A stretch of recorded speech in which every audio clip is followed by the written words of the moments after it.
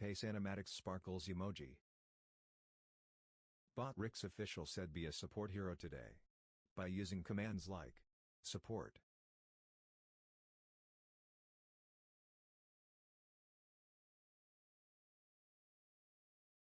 Okay, I was wondering where that was. Oh, it's on the loading screen. I wonder if will this ruin my situation if I hit this button? Oh. Oh. It worked. Oh. Yeah. Okay. Cool. I don't think it's gonna make things slow. We're at 57%. Okay. Get rid of this.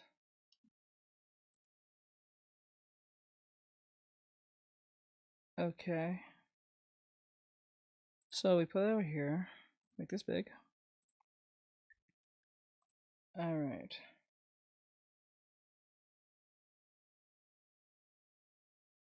Put this here.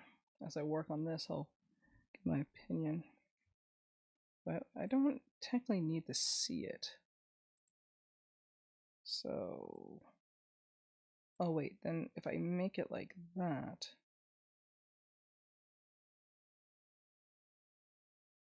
huh. Well, that's one way of doing it, but hey, it is what it is. Alright, so hello everyone, my name is Artextric, and today we're going to be doing some reactions today. Today is Reaction Tuesday, so we're going to get that out of the way right now. Sorry I'm on late, so let's get this party started. But before I do that, let me get the thing on the back. Okay.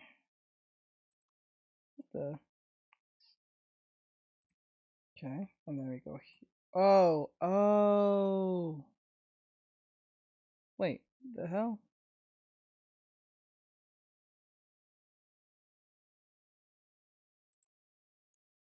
Okay. Oh, that's where the problem comes in. So if I were to put this on sideways, put it about here, would make more sense, right?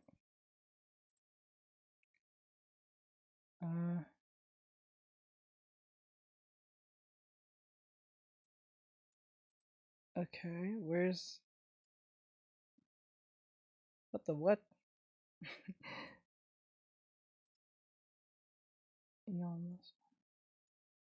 Oh, there we go. That solved the problem. Okay, let's go. Cool. So I did fix that issue. Alright, so before we do anything, let's make sure Capture Labs is running. Got it. We got YouTube in the building. Alright. And I think that's everything we need. Alright. Anything. 5 views. Okay. Where's what the hell? What's on top of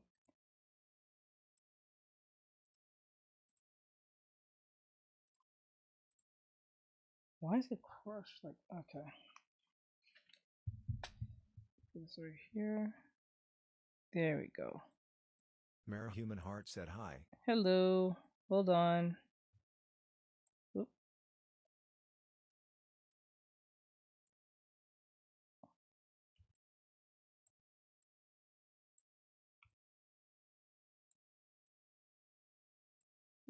Okay, hello. 1 second, just trying to get everything in order real quick. Hey, doing this every time. And it's a bit smaller. And not too small. Or maybe I should put it up here. Yeah, I think putting up there will be much better. Let me move this in the corner. About here. Or maybe put it here. Nah, put it here. I think that's fine. Okay, put this on the corner here. So you can see it. Boop, boop. I hope that's easy to see. Probably not. So just in case, let me put it right here. Alright. So we have everything in place. So let's jump into this. Hello everyone, my name is Artextric, and today we're going to be doing some reactions. Now, today I heard some. No, but you guys are loud. Yeah, I noticed. Okay, so today we're going to do some reactions today.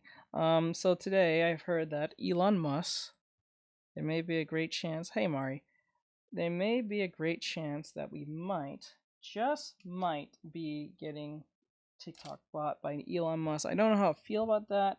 I have no problem with the man. A lot of people seem to have a problem with him one way or another, but I really have no issue with the man at the slightest. I think people just kind of pull things out of proportion in most cases when it comes to that dude. But hey, I don't know enough about him just to make a direct opinion per se, so I'll leave it alone for now. Anyway, so let's jump into this while I do my artwork. And I agree. Yep. So let's hit this and see what this is about. Hopefully you guys can hear it. I'm hoping. Which is still winning. Better than number 85.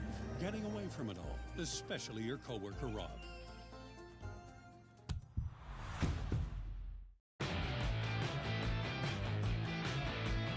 Oh, I forgot. This is Clownfish TV and it says Elon Musk is buying TikTok. TikTok users flee to RedNote. I have just heard about this app. I have never heard of this app till today, or technically last night, but this is the first time me hearing about this so-called RedNote app. I don't know what that's about. I'm not sure what that's about. I believe it is a Chinese app, and it's so Chinese that you can't read anything on it if you don't speak Chinese. So it's going to be extremely hard for you to use it, 9 times out of 10. But with enough practice, you might figure it out. So it is what it is. I don't think I'll ever use that app for obvious reasons, but like, and I don't think the Chinese are too happy with that. Well, we'll see about that. So let's go. Hey guys, welcome back to Clownfish TV. This is Neon, and this is actually going to be a two-part video, right? We've got a part that Geeky and I recorded together that is actually going to follow this part. But the big news now, since we recorded the other part, is that Elon Musk might buy TikTok.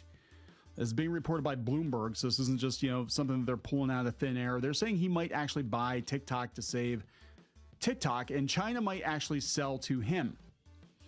So we're going to talk about that. Then after this bit, please stick around for a part we're talking about all these TikTok users jumping to a Chinese TikTok competitor to try to stick it to the U.S. federal government, and some Chinese people aren't real happy about it. They're not real happy about them coming over to their thing. So before you get into it any further, please subscribe for more pop culture news, views, and rants, guys, and you're going to get that spiel again here in a little bit. Yeah, this is coming from Yahoo Finance. It's all over Twitter right now, and this actually, I'm going to be honest, kind of makes a lot of sense, but I'm also like, Vine was right there, Elon. You had Vine. But if they want to get into the video space, buying TikTok is a great jumpstart. But again, I'm done spending an obscene amount of money on takeout every week. Done. I'm getting back on track with Factor. Fresh, never frozen. This just shows that there are very few left-leaning social media platforms left. He's not wrong. I think they're dwindling, tech space-wise, because of the insane nonsense that's been going on within the last, I think, decade now. For those of you who don't hearing what I'm saying on TikTok, I'm on YouTube and Twitch and Kick right now. So if you want to hear the conversation we're having, I would play it on TikTok, but it might cause some trouble. So it might cause some controversy. So if you want to be part of the reaction that we're doing right now, come over here on YouTube. Link in bio. Same name, same everything. So you don't have to wonder what's going on, what I'm talking about. So if you want to come over here, please come over here on YouTube and Twitch, so we can not Twitch, yeah, YouTube, Twitch, or Kick, depending on what you choose. Link in bio. So we're gonna continue this and all that great stuff, just to let everyone know. I'm just now hearing about this RedNote place. I have no idea what this is. I believe it is a Chinese app. They say it's close to TikTok, as they claim, but I don't think I'll go over there, to be honest. Not because it's a Chinese app. I just don't think it's going to work the way we think it's going to work. Hello, Hermes. I hope you're having an awesome day. But yeah, I don't think this is going to last. I don't think this is... if Elon Musk were to buy TikTok, people claim that they will jump off platform, but I really doubt that, because the only place that most, I think, left-leaning people will go to is probably Blue Sky, and I've been hearing people eating themselves over there, so I do not think it's gonna work. I don't think it's gonna be banned. Like, if it's on the urge where, if it's on the verge where, Trump is kind of like delaying it, and Elon Musk is kind of thinking of buying it, I don't think it's gonna go. But if it ends up leaving, then that will be surprising to a certain degree, because I just feel like TikTok is like way too powerful just to like get rid of, just like Twitter. You know what I'm saying? Like when Twitter was almost on its way out, Elon Musk came and saved it right under it. So like I do not think it's gonna go away the way they think it's gonna go away, or they're gonna do something for it to stay, but it's not gonna be as the same as it was before. Well, that's what I'm assuming. But if you guys want to hear what we're talking about, come over here on YouTube, come over here on Twitch, or come over here on Kick. You can pick whatever platform you want. It's all the same. You'll see me in my V2ing model and all that stuff. You won't be able to hear on Mr. Beast? I don't know about Mr. Beast. I think that's a little bit far-fetched. I'm not gonna lie. I'm not saying it's not true. I'm not saying that. I just don't think it's on that level like Elon Musk can. But then again, he did pay a lot for Twitter, so I don't think I feel like he won't, though, because he already paid for Twitter. And it's kind of weird how we don't use Twitter as we do TikTok, because on Twitter, when it comes to videos, it's like you get everything. You get everything from the most insane videos, like degenerate videos, to the most snuff-like videos, to the accidental videos of someone like passing away, to like most racist thing, to the most wholesome thing. You get just everything. Well, for me, I don't know if that works for everyone else based on their algorithm, but for me, which I only use Twitter very rarely, so maybe that's why. But like the way Twitter is set up video-wise is like you're kind of like a new user every time when you go into the video section. Like when you actually like watch videos, you get random everything. Like it's everywhere. It's like anything and everything. So that's what's for me, but I don't know if it's ever for y'all, because I get between anime stuff, art stuff, degenerate stuff, racist stuff, funny stuff, anything random. It feels so random. So I find it weird why a lot of people don't jump to just to Twitter. But then again, I guess because of the Elon Musk thing, but I don't think that should be a legitimate reason. It's just a platform, you know what I'm saying? But I get what people are thinking in the sense of how it's regulated, but I think that's subjective to a certain degree. All right, so let's hear it. Let's see what Neon's about to say. No, that doesn't sound right. But you know what I'm saying? Like, if he buys TikTok and it becomes part of X, which is probably what would happen, I'm guessing, because he wants everything in one place, then that only leaves Blue Sky, I guess, because Zuckerberg is definitely going all in on right-wing talking points at this point. So, yeah, this is coming from Yahoo Finance. Bloomberg China discusses sale of TikTok to Musk as one possible option. Chinese officials are evaluating a potential option that involves Elon Musk acquiring the U.S. operations of TikTok if the company fails to fend off a controversial ban on the short video app, according to people familiar with the matter. Beijing officials strongly prefer that TikTok remain under the ownership of ByteDance. Of course they do. The people say, and the company is contesting the impending ban with an appeal to the Supreme Court. But the justices signaled during arguments on January 10th that they are likely to uphold the law. Yeah, they did not seem interested in delaying it. I know Trump wanted them to delay it, but they did not seem interested in delaying it. Senior Chinese officials had already begun to debate contingency plans for TikTok as part of an expansive discussion on how to work with Donald Trump's administration. But what I don't understand is, like, if TikTok goes and everyone jumps to Red Note, what would the U.S. do as a response? Will they even respond to that, or they would just pretend like they don't give a shit? But I don't think they will. I really don't think they'll just ignore it. Oh, thank you. I appreciate it. I only see 445. I don't know if they have a... Is autoclickers those physical things that, like, hits the phone? I think that's what that is. I seen that been on TikTok. I don't know if those will actually work. But, yeah, it's kind of crazy. Like, I'm thinking, like, what will they do if majority of most Americans run to that Chinese app? Will they ban that too?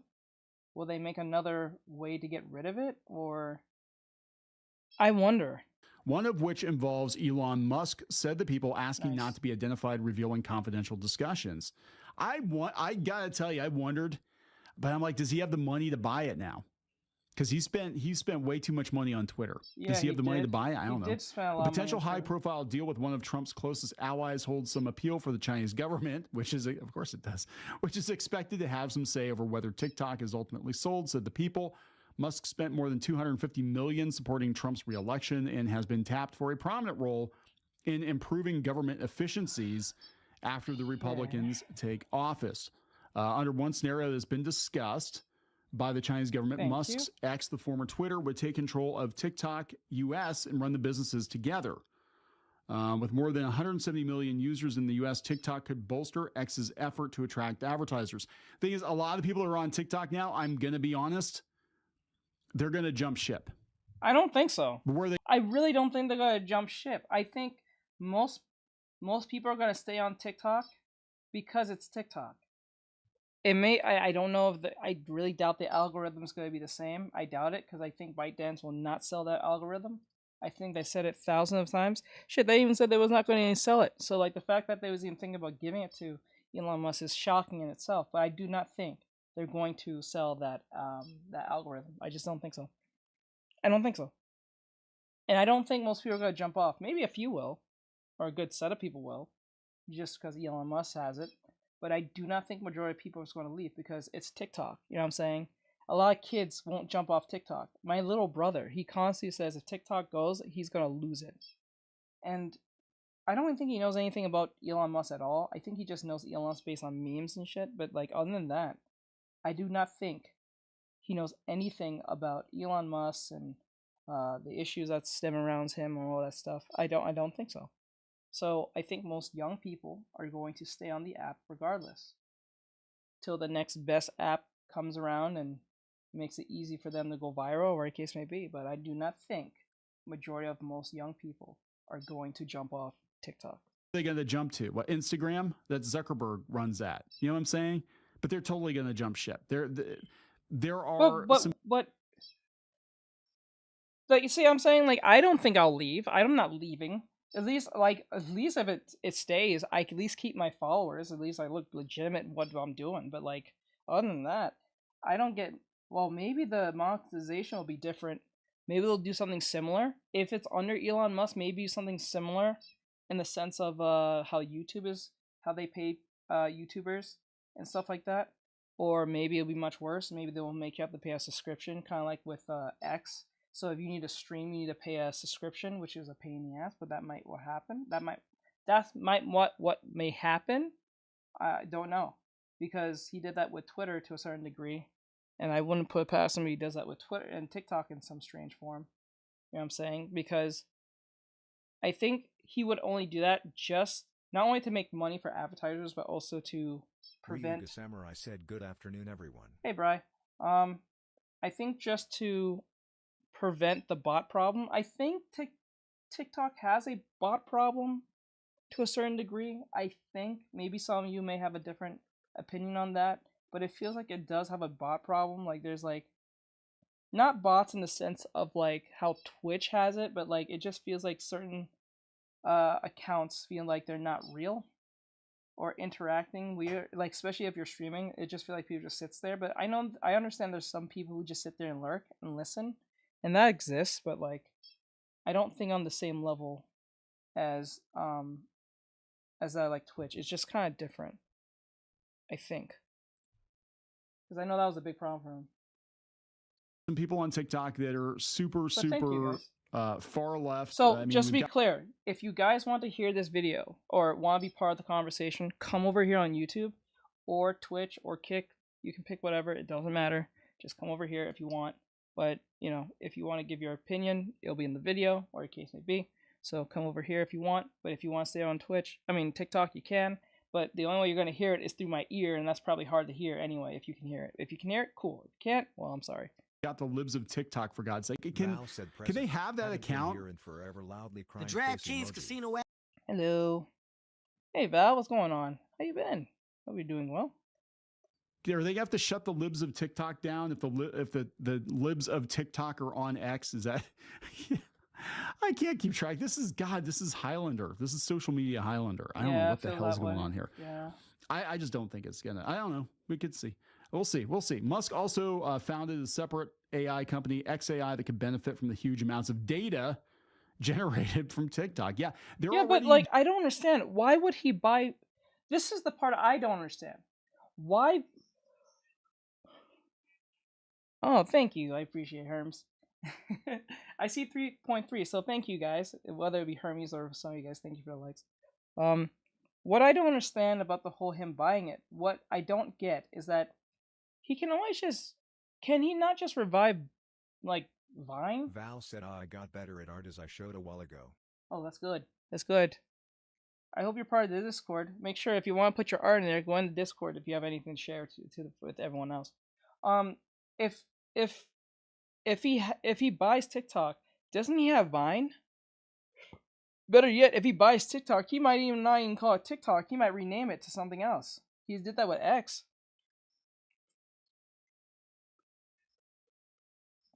No problem. I'm glad. But yeah, so I don't know why would he buy TikTok anyway. It's not like you can't post videos on Twitter anyway, right? And even if he bought TikTok, will he just rename it to Vine? Vine 2? Or something? I feel like he will rename it just because it's Elon Musk. I don't think he was gonna leave on TikTok. Or maybe if he does name it, he's gonna call it TikTok X or something. Oh God. Generating virtual influencers, right? So eventually just buy TikTok and kick all the TikTokers off of it and just make robo influencers. Chinese officials have yet to reach any firm consensus about how to proceed, and their deliberations are still preliminary. The people said it's not clear how much ByteDance knows about the Chinese government discussions or whether TikTok and Musk have been involved. It's also unclear whether Musk, TikTok, and ByteDance have had any talks about the terms of the deal. Musk and his representatives did not respond to requests for comment. Musk posted in April. Just for those who don't know what's going on TikTok, I know you on Twitter and Twitch, Kick, and YouTube can't see it because I don't have it set up the way I do. For those who are watching on TikTok, I'm doing a animatic of One Piece. So if you're wondering what I'm drawing, I'm doing a One Piece animatic. Animatic? I think it was called animatic. I think that's the term. So I'm drawing Sanji and Zoro. So if you don't know what I'm drawing them from behind because they're having a silly moment, and you'll see what I'm doing. So if you're confused, it's a One Piece drawing. So don't worry, I'll make it look good like I did with the others. I always make my work look good, so don't worry if it looks really messy and stuff. It will make sense, trust me. He thinks TikTok should remain available in the U.S. In my opinion, TikTok should not be banned in the USA, even though such a ban may benefit X. Doing so would be contrary to freedom of speech and expression. It's not what America stands for. Are they going to allow it? Well, here's the thing. If Trump's in office, like normally something like this might not go through because it might be a conflict of interest, right? It might be a monopoly. You've got two short form video platforms, technically, I guess. Forget Vine. Twitter. Well, what would they do? Just bring back Vine. Forest trope. What was it? No, forget Vine. It's now called Naturally Made Forest Rope. I gotcha. Vine, the Vine brand, they could do that too. But they do post video, and video has been kind of lacking. I'm gonna be honest. Video on X has been lacking. I know some people stream over there, but it's not something. Okay, I have tried to stream on Twitter, and it is a ghost town to a certain degree. I don't know. I'm pretty sure it works for people who have high following. But I don't know how to get people on Twitter, how to watch me on Twitter. I don't know. I'm pretty sure I can figure out how to connect it to my OBS, but geez, I cannot do it. I don't know how to do it. Maybe you guys know how. Maybe there's a tutorial somewhere, but I do not know how to attract people other than just tell them I'm on Twitter. I think that's the only way, word of mouth. That's literally it if you're on streaming. I think that's the only way. I don't know how to get people on Twitter to watch me on Twitter. Like the only time I get views on Twitter is when I stop streaming. I'm stopped streaming. Val said tumbleweed flies across the Twitter stream. I know, right? It'll be like a tumbleweed just running. Exactly that. So like, I don't know. It's weird. I feel like if I do stream enough over there, it will blow up into something, but I really doubt at the same time. People are watching like on their TV sets or anything. We're doing a One Piece animatic. ByteDance and TikTok representatives didn't respond to messages seeking comment. One Piece. The Cyberspace Administration of China and China's Ministry of Commerce, government agencies that can be involved in decisions about TikTok's future, also didn't respond to requests for comment. The talks in Beijing suggest TikTok's fate may no longer be in ByteDance's sole control. Chinese officials recognize they'll face tough negotiations with the Trump administration over tariffs, export controls, and other issues, and they see TikTok as a potential area for reconciliation. Interesting. Yeah, but they're bringing up that he paid way too much for Twitter. $44 billion for Twitter. It was worth $44 billion for Twitter? Oh my God. Half of that. They said Musk actually has a positive reputation among many ByteDance employees in China, according to a person familiar with the matter. Does he now? Seems a very successful entrepreneur who has experience engaging with the Chinese government through Tesla. So they might that was the whole too. It wasn't just a matter of finding a buyer. It's about who. Oh, okay. So because he's good friends with the CCP, there may be a great chance that they may give it to him because he's in, I won't say in bed with them, but I think he's in good standings with them. So they find him like at least trustworthy, and might help with, like, what's the right word? What's the term? Global, what's the term? What do we call it? Oh, I forgot what it's called. For TikTok, it was a matter of ByteDance being willing to sell TikTok. And it might be a case of, yeah, they kind of work together on it. So on a practical level, spinning off TikTok's U.S. business would be complex, affecting shareholders in China as well as the U.S. Here's the thing, like they can't just like let TikTok just disappear. It makes too much money. That's what I'm saying. It makes a ridiculous. But if it's in his hands, maybe we'll get more pay. I feel like we'll get more pay as content creators. I feel that way because I know that most content creators do make money through like sponsorships and like brand deals and stuff. But like and that's usually how they usually make their money, but maybe it'll be much easier to make money on TikTok, like how they have like the what do you call it, the creators program, what do you call it, the monetization of the creators program. Maybe that might work. They may actually pay you more than what they're paying us now, because it's like literally pennies, and I mean pennies. But then again, I remember if you hit, I think 100,000, you get a little bit more money than you usually do, compared to like someone who's under 100,000, if I remember right. So don't quote me on that. So I don't know. Amount of money, and it's a huge player.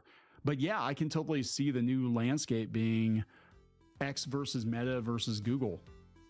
Right? That's what it is. All the social media platforms, X, Meta, and Google. X, Meta, and Google. X, Meta, and Google. Very interesting.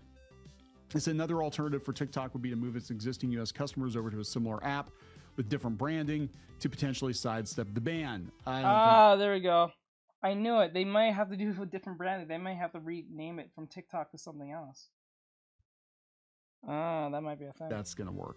And that's actually going to lead into the next part of the video where we're talking about all these TikTok users that are jumping ship thinking they're being smart, going to this other Chinese TikTok. I don't think these people understand. Okay. I understand people are saying they're jumping to Red Note, but don't they know that the Chinese are pretty conservative? Like, they're very conservative.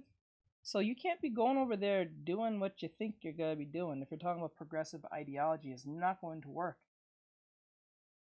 It's just not going to work. You know what I'm saying? You can't go over here talking about...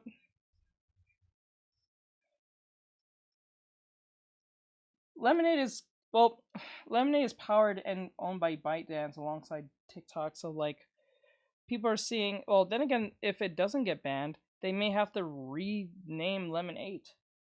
Wait, bro, whatever happened to that TikTok Notes thing? Does anyone remember that? The TikTok Notes? That was like a thing. TikTok Notes?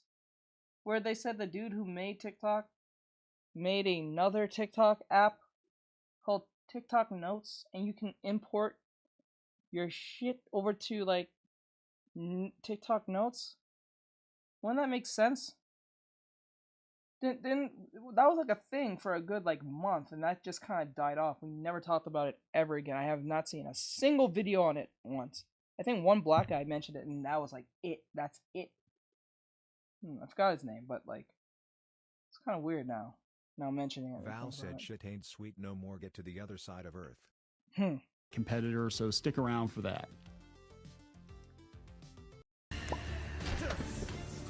Oh, that's a weird thing. Oh, they didn't think this through very well, did they? We're gonna talk about TikTok users flooding to the Chinese app called what was it, Red Note, which is basically Chinese TikTok, right? And the Chinese don't want them there. Wait. So we had a wait. If it's called Chinese TikTok, what? Wait.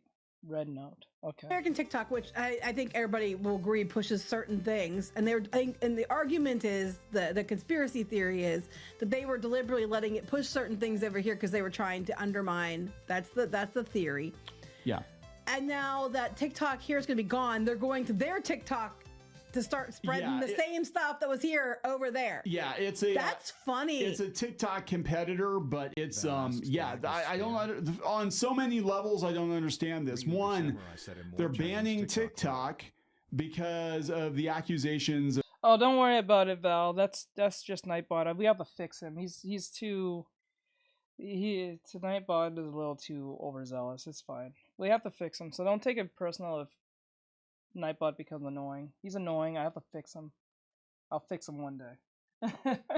But yes, more TikTok stuff. Of it being a Chinese spyware, so this isn't going to go very well either. It's going to be the same thing. And two, I think it's hilarious that Chinese users are like, get the hell off our app, Americans. We don't want you weirdos here. Well, I can't blame them, honestly, but still, I really can't blame them either. Wow, the Chinese don't want your shit either. So let's talk about this. Before you into it any further, please subscribe for more pop culture news, views, and rants, guys. You'll get a woohoo if you do. Woohoo! Yeah, go out to clownfishminus.com, help support the reef. We got all kinds of plans for this year. None of them include TikTok, obviously, because I think it's done. Weirdly enough, TikTok keeps sending us emails trying to get us to like set up your store on TikTok. Like, do why? this. I'm like, why? Why bother? I actually saw the other day that a lot of the agencies now are freaking out, the influencer agencies, because their whole business model was about getting brand deals for TikTok, and they've suspended that, or they suspended it last month. And there were some agencies that are out there like, yeah, I don't know what we're gonna do. So I'm wondering if people are gonna go to Instagram more, or if they're gonna try to go to YouTube, because TikTok is very different from YouTube. But this is why I don't understand either. Even if like TikTok goes away, why go to a Chinese app? Why didn't you just go to YouTube? Why not go to YouTube? You know what I'm saying? Like, you even make more money on YouTube anyway compared to all the other platforms anyway. Right? Like, you make more money on YouTube compared on TikTok, Twitch, MJOLNIR, Kick. Hammer, said, what's the conspiracy theory? The problem is, like, okay, so the issue is that they're saying that TikTok is going to be gone, and if it ends up being gone, majority of people are going to jump off and go to Red Note, which some already has. But Red Note is a Chinese app, which is literally from China, and it has no English. I don't think it has any English like characters for you to understand. MJOLNIR, Hammer, said censorship. Well, Mike Cass said no Billy is where it's at. I don't know. I just think it's best just like wait it out and see what happens.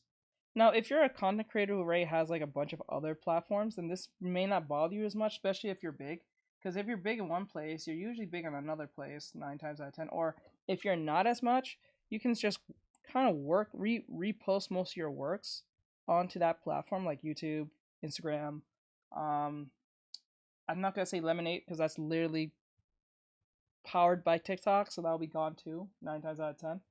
But it doesn't make any sense to go to a Chinese app. Because if you're really progressive and you have liberal like thinking, it's not going to work out over there. You can't be talking about the stuff you want to talk about or bring the ideals that you talk about without the Chinese trying to like censor the shit out of you. They might even get rid of your account. They don't care. This is not the US. You know what I'm saying? So like it's not going to work the way you want it to. So I wouldn't hey TV Queen. So like I wouldn't put my money into Red Note because they're not going to change just because they're going to get a whole bunch of new users. They're not going to change their tone because remember it's still controlled by the CCP. So like, it's not going to end up in your favor. You know what I'm saying? Remember, the only reason why TikTok works in America. MJOLNIR Hammer said I'm mostly here to discuss things. Oh, I got you. Thank you. Thank you. I appreciate it. So like even if they go there, it's just not going to work out. Because remember in TikTok, the only reason I worked over here on TikTok is because it's in English and you understand, and it was for all countries. Well, China and US and whatever country that allows TikTok to be in their midst. But other than that, I don't know. Like, I don't think it's going to work out the way you think. Us Americans going to work out. I don't think it's going to work out. Yeah, but it's more similar to Instagram, I would say. Yeah, I think Instagram. Or Facebook Shorts. Yeah, I think that's probably what's going to happen. And there's a whole theory that Zuckerberg lobbied to get TikTok taken down so he could boost Instagram. I know Facebook Shorts keep I'm popping sorry, up on my Instagram feed all the time. I keep pausing. I'm sorry, guys. I don't mean to pause so many times, but this is a reaction, so I have to give my insight. I don't find Instagram fun to make content on. It feels like you're just playing devil's advocate when it comes to like Instagram. Did I say TikTok? Sorry if I said TikTok. I mean Instagram. I feel Instagram is horrific when it comes to posting. It feels like it wants you to post like 5 times a day. And even if you post 5 times a day, you feel like you're over posting.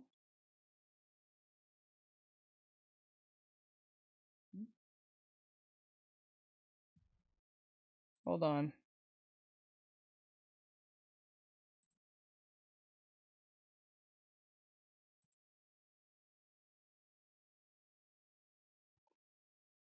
Hold on, guys.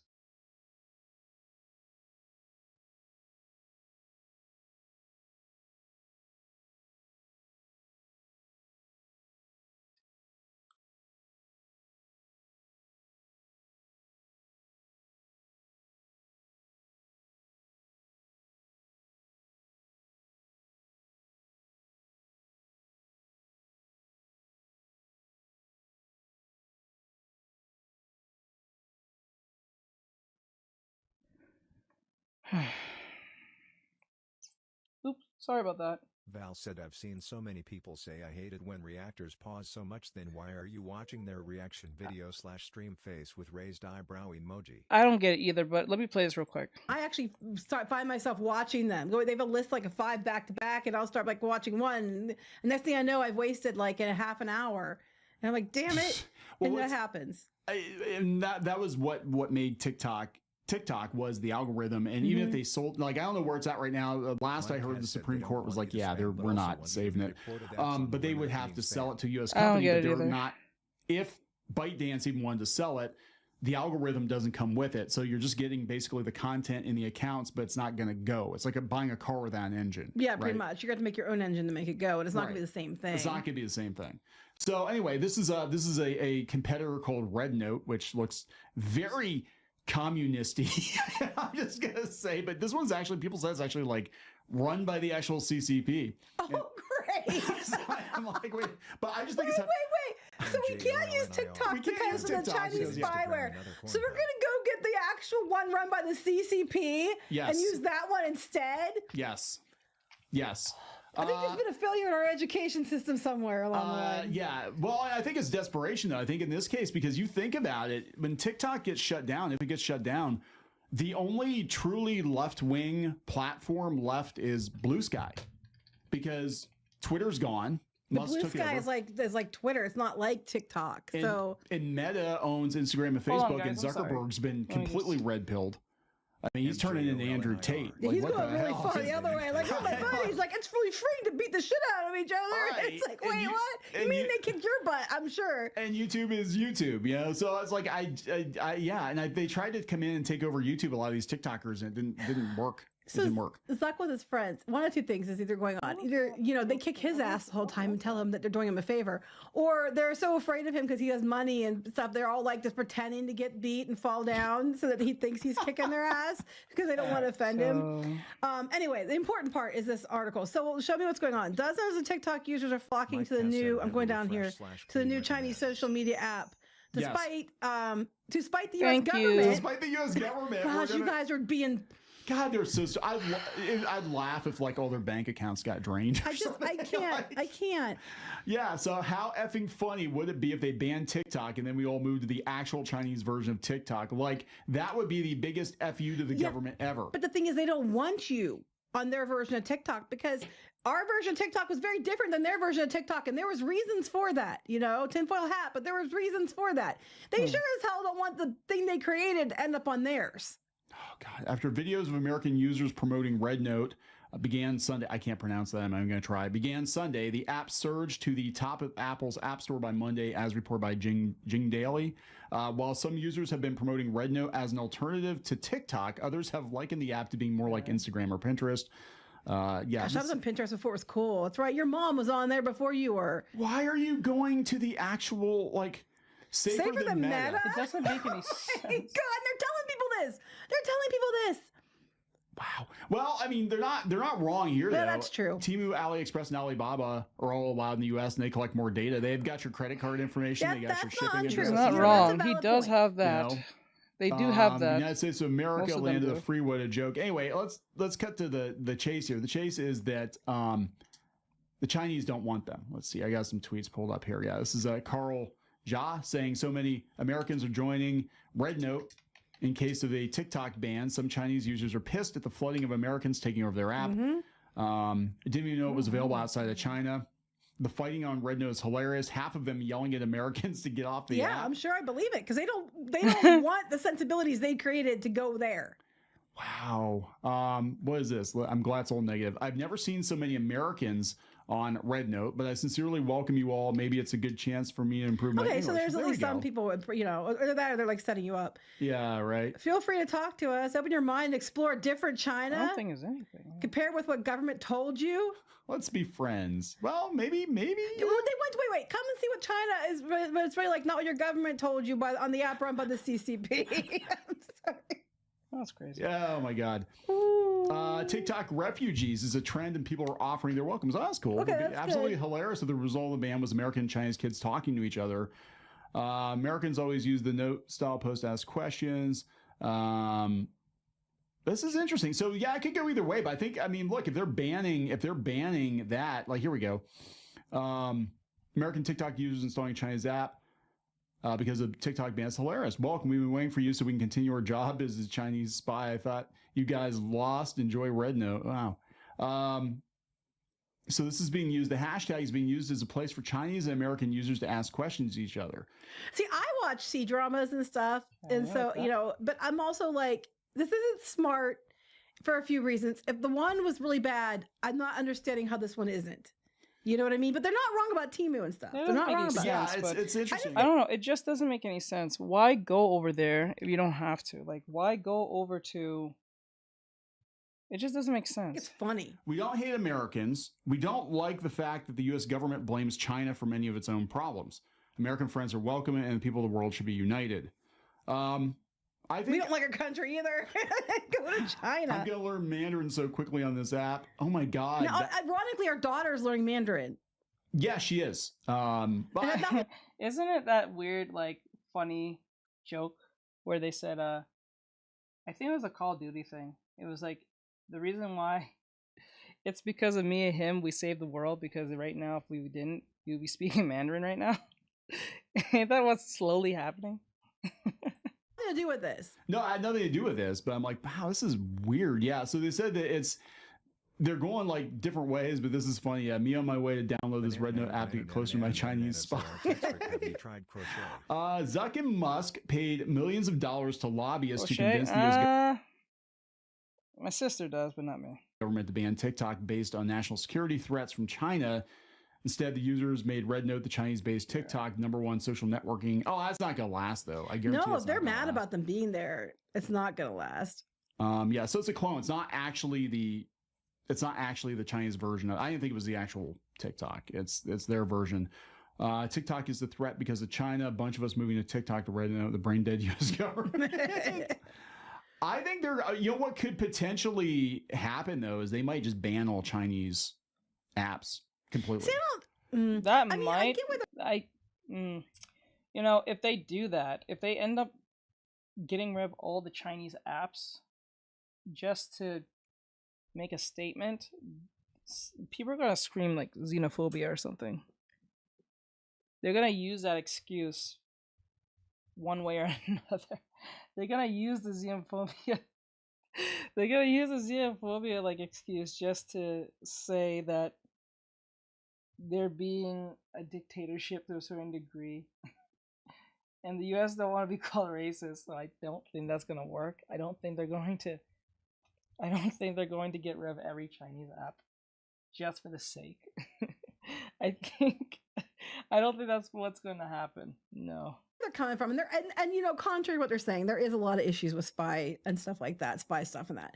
But I don't know what to think about this. I really don't. I'm actually more bemused than anything. Well, I mean, what Musk wants to do with X is basically turn it into a Chinese style app. Is it Weibo? There's some app that they use over there. We talked about it before, and I'm too lazy to look it up right now. But it's like an everything app, and that's kind of what he's basing X on, where it's social media, video posting, news, and payments. And that's kind of what he's doing with X. So, I mean, it was kind of weird. I'm going to be honest here. Regardless of what you think of TikTok, I think TikTok was the users on TikTok were batshit crazy. Mm-hmm. Because they took it over like they did Tumblr. Like Tumblr at first was a great idea. This is what's going to happen, though. Those people are thinking they're going to stick it to the government by running over there, and they're all welcoming them now. Just give it a few months, and we'll see what happens. That's what I'm saying. Like what is going to happen is you're going to have a bunch of people over there. It's like going from Twitter to Blue Sky. Oh, shit. Yeah. This is going to get good. Yeah, this is going to get very Because that's what they're comparing it to. They're comparing it to, okay, we're leaving and we're going to go to Blue Sky, but now it's the Chinese version, and they might be welcoming now.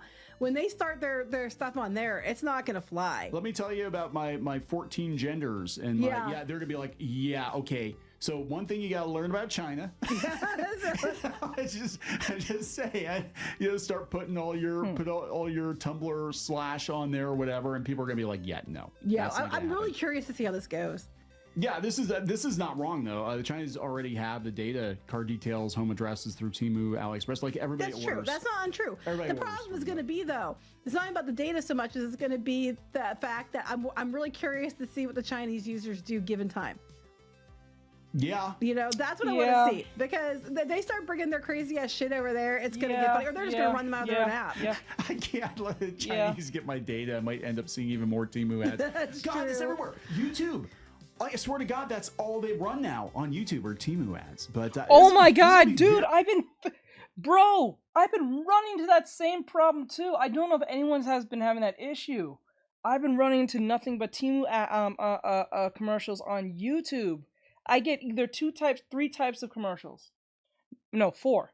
You get the typical Amazon, go to Kindle and become an Amazon X, Y, and Z, my course stupidness. And then the second one is that stupid game app that I don't know who's playing those games, like those mobile game apps. I don't know who's playing them. Miguel Gomez said is what you're drunk. And then the third one I get is like the Temu stuff. Like it'll be a weird Temu app. Miguel Gomez said, "Sorry, I spelled that autocorrect. What are you drawing?" I'm drawing One Piece stuff. You'll see, it's an animatic.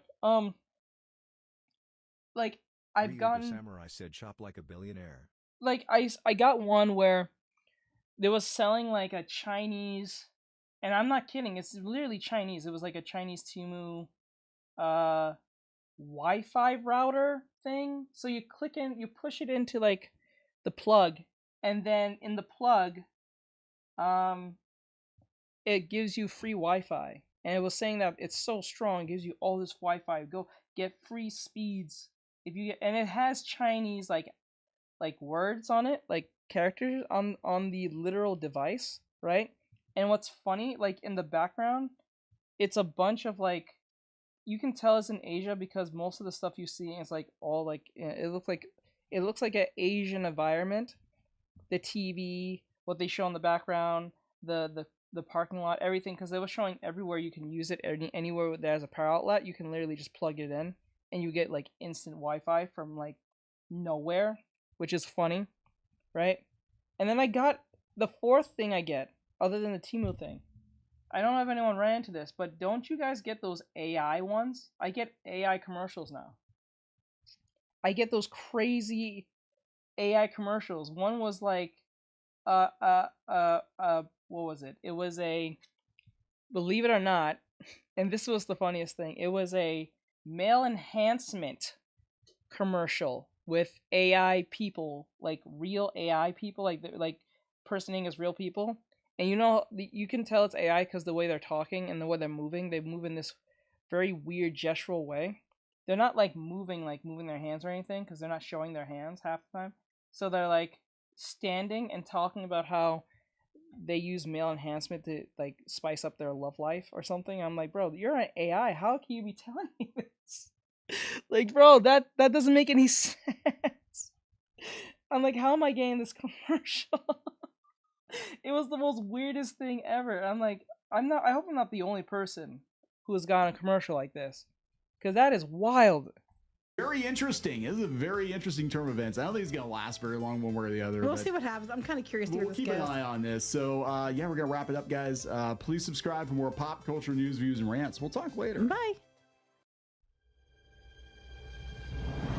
All right, so that was the whole Clownfish TV situation with the Elon Musk buying TikTok. Might be. I doubt it. I don't think it's going to happen. Honestly, I think it won't happen. It just seems too sudden for it to happen. If it was something that happened like a couple months ago and it was in talks, then maybe, just maybe, I would have believed it to a degree. But because it's just so sudden and there's literally, this thing is going to be gone in like 6 days. Is it 6? No, 5 days. It's going to be gone in 5 days. I do not think, in my heart of hearts, this thing is going to last longer than that. I'm just going to be honest. I'm sorry. I can't lie to myself. I don't think it's going to happen. As much as maybe some people may want that to happen because they don't want TikTok to go because they like TikTok that much, I don't think it's gonna happen. So sadly, that's what it is. All right. Now, this is a video. This is an art one, so I need to make. Yeah, my favorite line was, "My husband had me gushing like a broken pipe, thinking, oh, they used romance novels for reference." Bro, you got that too?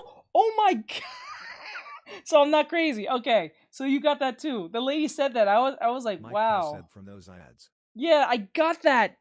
When she said that, I was like, bro, no. And they sound so robotic when they say it too. They don't even like sound real when they say it. All right, so this one is going to be an art video. I need some new art content while I'm making my animatics. So here is something from Muhammad. I actually he's a artist as well. I've seen some of his work. He talks about what's going on in the art community.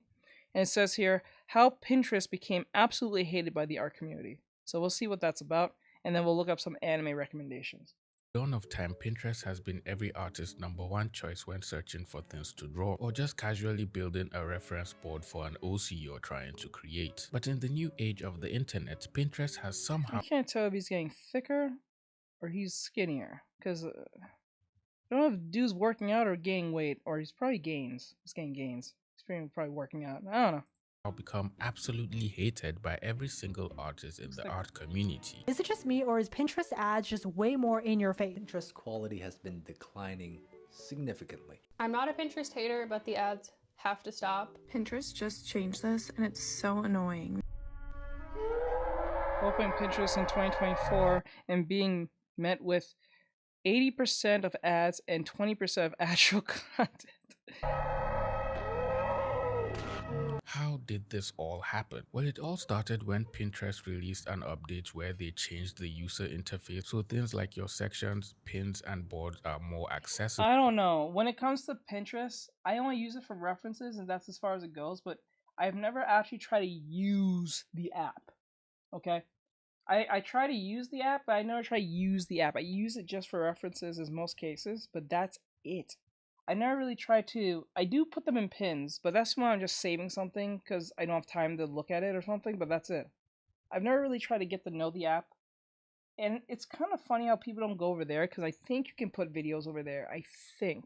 Not totally sure, but I think you can use video. You can post videos, but I think it's pretty elaborate to do that. Which they already were, and literally no one was complaining about that in the first place. And when people logged back into their accounts after the unprovoked and likewise crucially unnecessary updates, they started to notice a few unnecessary changes that could potentially become a pain in the ass rather sooner than later. Users started complaining about seeing less and less results when searching for images to use for inspiration, and the algorithm shoving down images that are literally the exact same version of an image you just pinned with little to no changes, which ideally shouldn't even be a problem, because if I'm on Pinterest and I save an image or pin it to a board, I'm expecting the algorithm to show me similar images with pretty much the same aesthetic, but also leave room to other images to show up on my feed, which could also end up being inspiring. Isn't that how an algorithm is supposed to work generally? Users also complained about not being able to filter the search bar to search by just pins only, but instead has the option for searching. Mike said Bean brought something up about Pinterest earlier. Art. Ah, she did. When? Today? Or in the chat? Pretty sure. Yeah, my favorite. Okay, that's Mike. For boards, user profiles, and whatnot. Lucky for me, I didn't really find this a jarring problem because I wasn't searching for something in particular, and mostly I'm just looking for images I can use as reference to draw from when I'm studying, or bits and pieces of poses and clothing or random items I can draw on my character when I'm trying to make an OC. They apparently also combined regular pins and idea pins in one place and made it so when you're trying to upload a pin, it repeatedly fails, saying the pin is too big and not allowing you to upload it entirely. And Actually, you know what? No, my personal gripe with Pinterest, I'm not gonna lie, I don't know if anyone has ran into this problem, but whenever you like save a pin of a video of an image that you like because you need it for like inspiration for whatever reference you gotta use it for whatever project, have you gotten like those stupid you're going to you didn't get reported, it's like a violation report, like this image is going against our guidelines, and they're like talking to you as if you're the one who uploaded the video the pin in the first place? Have you guys gotten that? I've gotten that many times, and it's so annoying. Like they'll say to me like, this image is considered violation and it might affect your account or some stupidness. I'm like, bro, I'm not the one who uploaded the video. I mean the image. All I did was just literally saved it in my repertoire stuff, so I can always come back to it and access it and look at it later if I need it as a form of reference. Why are you even saying this to me? Shouldn't you get mad at the person who uploaded it? Like, why are you telling this to me? This is not my problem.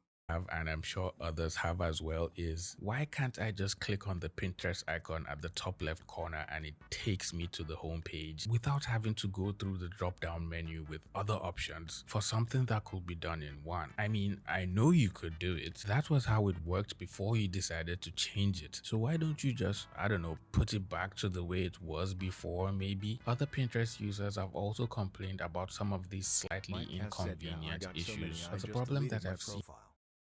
He said, yeah, I got so many, I got deleted. Yeah, you got that? Okay, Mike's not crazy. Okay, Mike is on the same thing with me. I get that so many times, bro. It's so annoying. Like, why, dude? Like, why? Like, why? Why do you keep telling me that I'm in violation of some stupid image that I saved? If anything, go after the person who's like, I don't know, the one who uploaded it, not the one who's saving it. It's not my fault. It's like, that's like saying to me, every video that you save on Instagram or TikTok, you're in violation. How the hell am I supposed to know it's violation? I'm not the one who uploaded it. I'm just saving it because I thought it was a funny meme. I'll share it with friends or whatever the case may be. Why am I being even told this? At least with TikTok, if they have a problem with a video, they just take it down and you can't use it, and that's it. They don't say anything to you in the sense like you're in the wrong. If anything, they're going to say to the person who uploaded it, but Jesus. which is absolutely ruining the experience for every single person using Pinterest, from the elite down to the peasants like you and I, unfortunately. Free to play with a shot at $2,000 in casino bonus every day, Reward Machine is your chance at the #1 feeling. Unfortunately, are the ads. Every single time I scroll through Pinterest, I am bombarded with ads on every single page, across my feed, line after line. There's always an ad just waiting there amongst the rest of the images, patiently hoping for me to click it, when we clearly both know I am not clicking that at all, because it literally says sponsored at the bottom, and I'm far from interested in that. Where it even becomes more annoying is, not only are we being spoon-fed with ad after ad, most of the ads are completely irrelevant to whatever it is I searched for. Yeah, that too. I will get a bunch of ads of things that has nothing to do with what I looked up for. I don't know why that's the case, but that does happen a lot. That is super annoying. To do with the content on my homepage, so why am I even seeing them in the first place? Make it make sense. Like, give me a valid reason why I'm seeing an ad for dishwashing soap when I search for reference for drawing a stormtrooper playing soccer. Yep. What do those things have in common? Why am I seeing an ad for Tylenol when I'm practicing drawing feet? Yeah, that doesn't make any sense. Make sense. Shopify ads and ads for eBay and other e-commerce websites have overrun the platform and sometimes show up in places where you wouldn't expect them to be, but then again, you keep on seeing the same set of ads repeated over and over in your homepage, and they end up taking the same space as a normal pin. The amount of times I found myself clicking an ad and being sent off to another page. Removed, but it doesn't affect you, then why tell me I wouldn't have noticed? Or this goes against copyright or guidelines, you're not in trouble but you are warned. Or they say the pin was removed but it doesn't affect you, then the way it tells me I wouldn't have noticed. Or why tell me? Right? Like, even if, like, it doesn't even make any sense telling me, right? 9 times out of 10. Because even if you tell me, you're going to take it down anyway. And I'm not even the original uploader. It makes no sense to tell me.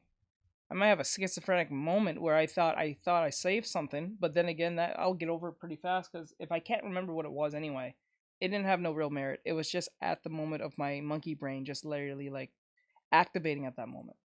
But whatever. Just because I thought the ad was somehow part of the images I searched from is literally crazy. But what's more exciting about this is other people have the same problem as me as well. Pinterest is becoming unusable, and I just need to talk about it. Mike I love has said Pinterest. you're not in trouble and this doesn't affect, but you are warned. Yep.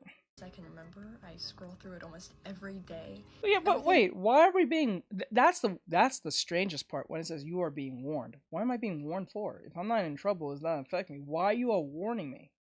That's a weird set of words to say. All you have to say is like, oh, we're just letting you know that this pen is even if you tell me and say, oh, okay, we're getting rid of this pen because it doesn't really follow our guidelines. We're just letting you know. So sorry for the inconvenience if you save this.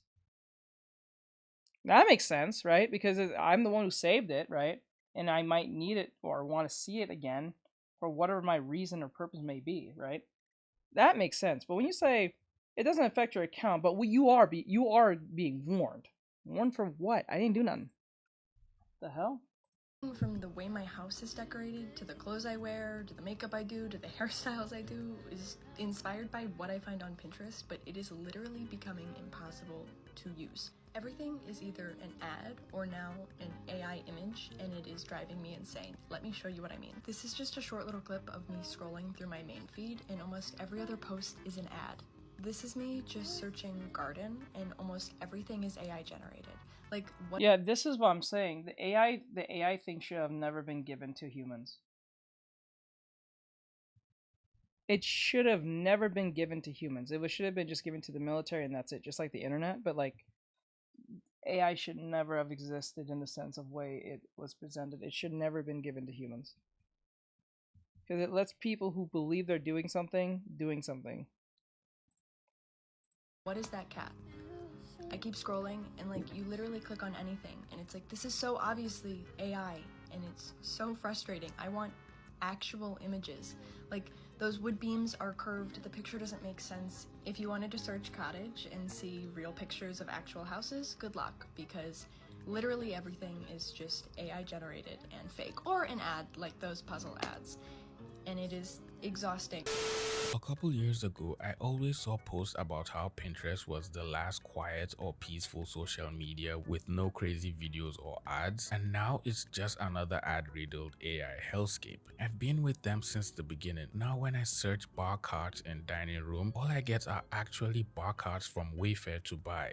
There's no more decor tips. I've been with Pinterest since it was in beta mode, and it was my absolute favorite for so long. It's completely unusable now. I don't think I've added a new pin in 2 years. It's so sad. As a visual creature, Pinterest dying is like a real death for me. I can no longer use Pinterest because it's all ads and it's so frustrating. Well, it is frustrating, but they're not. I do not think they're going to walk away from this change. I think they're going to double down, because remember, what they're trying to do is make money. So those pins, those ad pins, make enough money for them to do what they have to do. So they will not jump on it unless if it's something that really destroys their bottom line, and they wouldn't implement it if they didn't think they was going to make money from it. So I really doubt they're going to reverse or fix this problem. If anything, they're going to double down or not even respond to it. They don't care. Similar comments like these are all you can find on every single one of these TikTok videos complaining about just how completely unusable Pinterest has become. Every single person is sharing their heartfelt messages about how Pinterest used to be their one and only source of visual inspiration to stimulate their brains and ignite that tiny little spark of creativity. But now it has sadly become a mush of sponsored ads and generated images, leaving you completely clueless as to which image is real and which one isn't. I used to be addicted and will save 20 plus pins a day. Now I save a pin every 3 months, or if I have a very specific board idea. And if you search anything, it's just products and not inspiration. I used to spend entire days scrolling through Pinterest searching for the perfect reference photo with dynamic lighting so I could pin them. Thank you.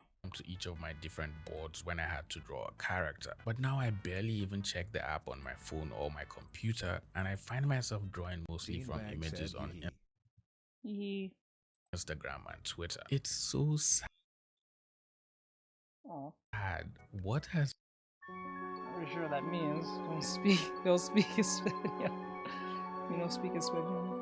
Pinterest turned to. I saw a LinkedIn post from the CEO saying Pinterest is more shoppable than ever, and that brands are noticing Pinterest is the first place consumers are looking for inspo and shopping. But no one is shopping. Well, no shit, Sherlock. I'm obviously on. Samurai said hi Bean. Thank you. Mike Cass said hey Bean. Just to let everyone know, when you guys said like Beanbag said also someone on Pinterest took her art and reposted it that took it off her TikTok. Beanbag said hi Mike. So wait, what? Beanbag said hi Bri. Someone. Oh, also someone on Pinterest took your art and reposted it off TikTok. Wait. I reposted it and took it off your TikTok. Someone on Pinterest took your art and reposted it. Can you send it to me? Let me check. What the hell? I would like to see this. Wait, I probably think I know what you're talking about, but send it to me. I actually want to see this. On Pinterest looking for images to be inspired by or build an aesthetic, if you will. And I'm not trying to buy something off of a sponsored post. Other people are also trying to save money by not buying products and are looking for cheaper alternatives that still look aesthetic without having to break the bank. As an artist that uses Pinterest, let me see. I took a picture and sent it on this. Okay.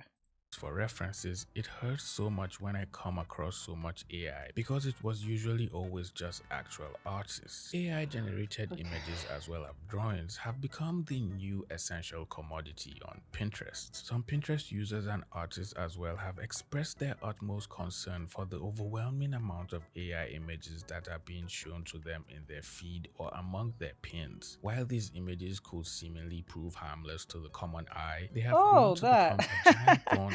Oh yeah, I remember this. Yeah, I seen that. I seen that on Pinterest. My work, I seen that one. I actually was quite honored that they actually did that. But then again, the people in the comments said, like, this is for degenerates. I seen that thousands of times. It's funny when I run into my own work. I thought it was something brand new, but like, yeah, I seen that before. That was a long time ago. God damn. God dog, that is crazy. I'm surprised. I'm actually surprised that you found that now. Yeah, it's funny because like they didn't even bother to like they didn't even bother to try to erase my name. They didn't even at you. No, they didn't, because they said, I think they said some degenerate nonsense. Let me see. Let me go check. Let me see. I can't do it on stream because of the thing. I just realized I can't. Beanbag said it popped in my feed. Yeah, that happens a lot. That I'm not gonna lie. I don't get mad for people trying to look at my work. I get kind of surprised that people actually think my work is worthy to repost. In most cases, I'm actually quite surprised by that. It actually gets me every time. I never get used to that. That's like, I think twice people have reposted my work. I've seen twice. It's kind of funny. The bunch of artists who are just looking for other artists to inspire them, or unique art styles they could learn from and use as reference when trying to build their visual library. Art buddy of mine and everyone's favorite artist Sam Does Arts Yang made an interesting video where he took his time to scroll through his Pinterest feed, showing us his timeline almost completely covered with AI images. In the video, he went through some key points about this AI plague on Pinterest and how artists could go about tackling this new obstacle in their art journey. Pinterest quality has been declining significantly, and it's all thanks to AI. First, let me just see if I can show you guys an example. So from the perspective of an artist searching for inspiration, I'm going to look up something like art style semi-realistic, and I'm seeing some great pieces from artists that I actually recognize, like Ilya Krushinov over here. So at first glance, this seems like... Oh wait, what's the name of the search that you had to find that? Do you remember? Or if you don't, it's fine. I'll just find it later, because I run into it a lot. I run into that a lot. You'd be surprised how many times I run into that. It's kind of funny sometimes now looking at it. That's crazy. a pretty solid result. You know, I can actually get some inspiration here. But oh, my sweet innocent child, just you wait. We're gonna scroll down here just a little bit, and oh my goodness, look at this. What a cool piece. I'm gonna just click on this. Now this piece to me looks a lot like an AI piece, especially with some of these artifacts in the mouth. You know, some of these random elements here that don't really match up with the hair on the other side. You could zoom in and also make a case for the collar looking a little bit weird, but hey, this could also... I'm not gonna lie to you. I understand where Sam Draws is coming from, but like, the original normie is not going to care on how AI it looks. Once it looks even remotely beyond anything that they can create, they call it art and run with it. That's the sad truth about most of this. That's the literal sad truth. And even if you told them it was AI, they don't care. They do not care. It's very rare of any, well, not rare, but most people don't care because they already accepted the AI thing pretty fast anyway. So when you say AI artists, people who are normies usually will run with it and be okay. But people who are artists who actually been doing it, like digital artists or even traditional artists, will look at AI artists like, no, you're not an artist. So it's just is what it is. You're just, if anything, you're an accomplice. You're not, you're not an AI artist, or you're like a glorified, I guess, janitor to a certain degree. When I say this, when I say like, if you made an AI image, you just gotta clean it up a little bit, and that's it.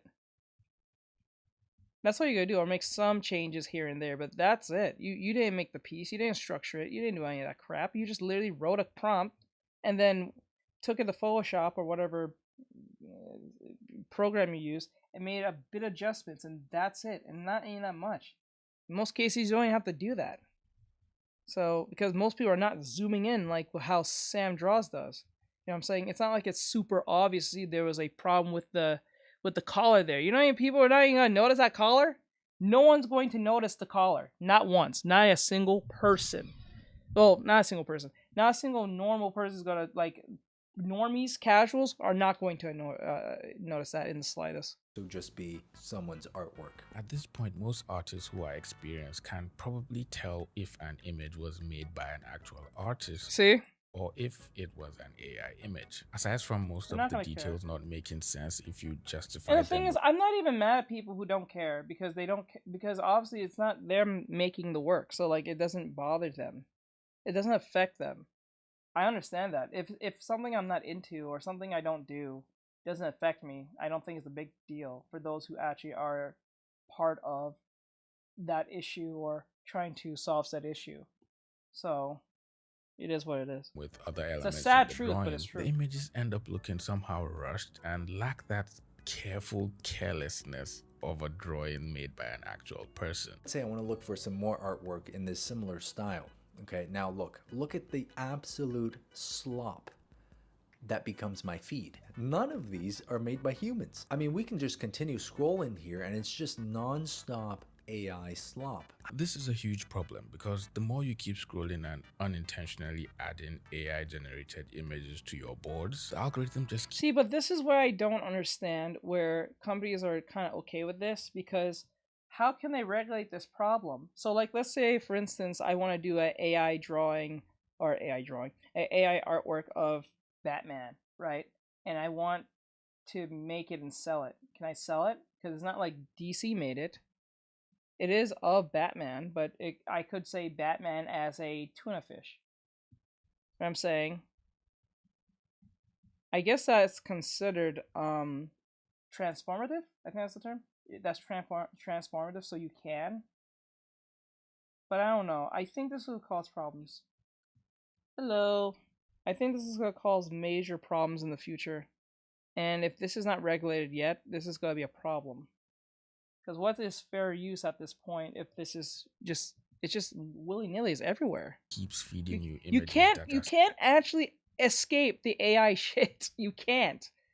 If you're on the internet, you can't do it. It's virtually impossible. Similar to those ones. And the unending cycle continues till you end up with your entire For You page filled with only AI art. You'd be lucky to find one piece like this that was actually made by a human artist. And for me, I can kind of tell that this was made by a human because there are some marks here that look very intentional. I can see where the hand might have followed the stroke of the pen here to create this image. But honestly, sometimes I have trouble discerning between AI and human-made art too.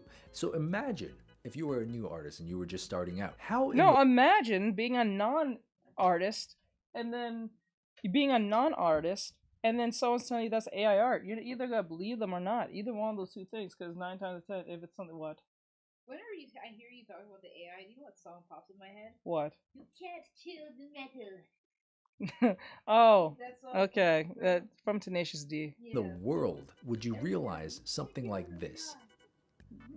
The answer to that is it's impossible. At this point, there's just no way a total beginner will be able to tell the difference. Especially when the images look like this. They're actually really convincing now, and it's scary. Like, this looks like something Alvin Lee or Ilya Kushinov would have drawn. Or even you, Sam. This is all partly your fault.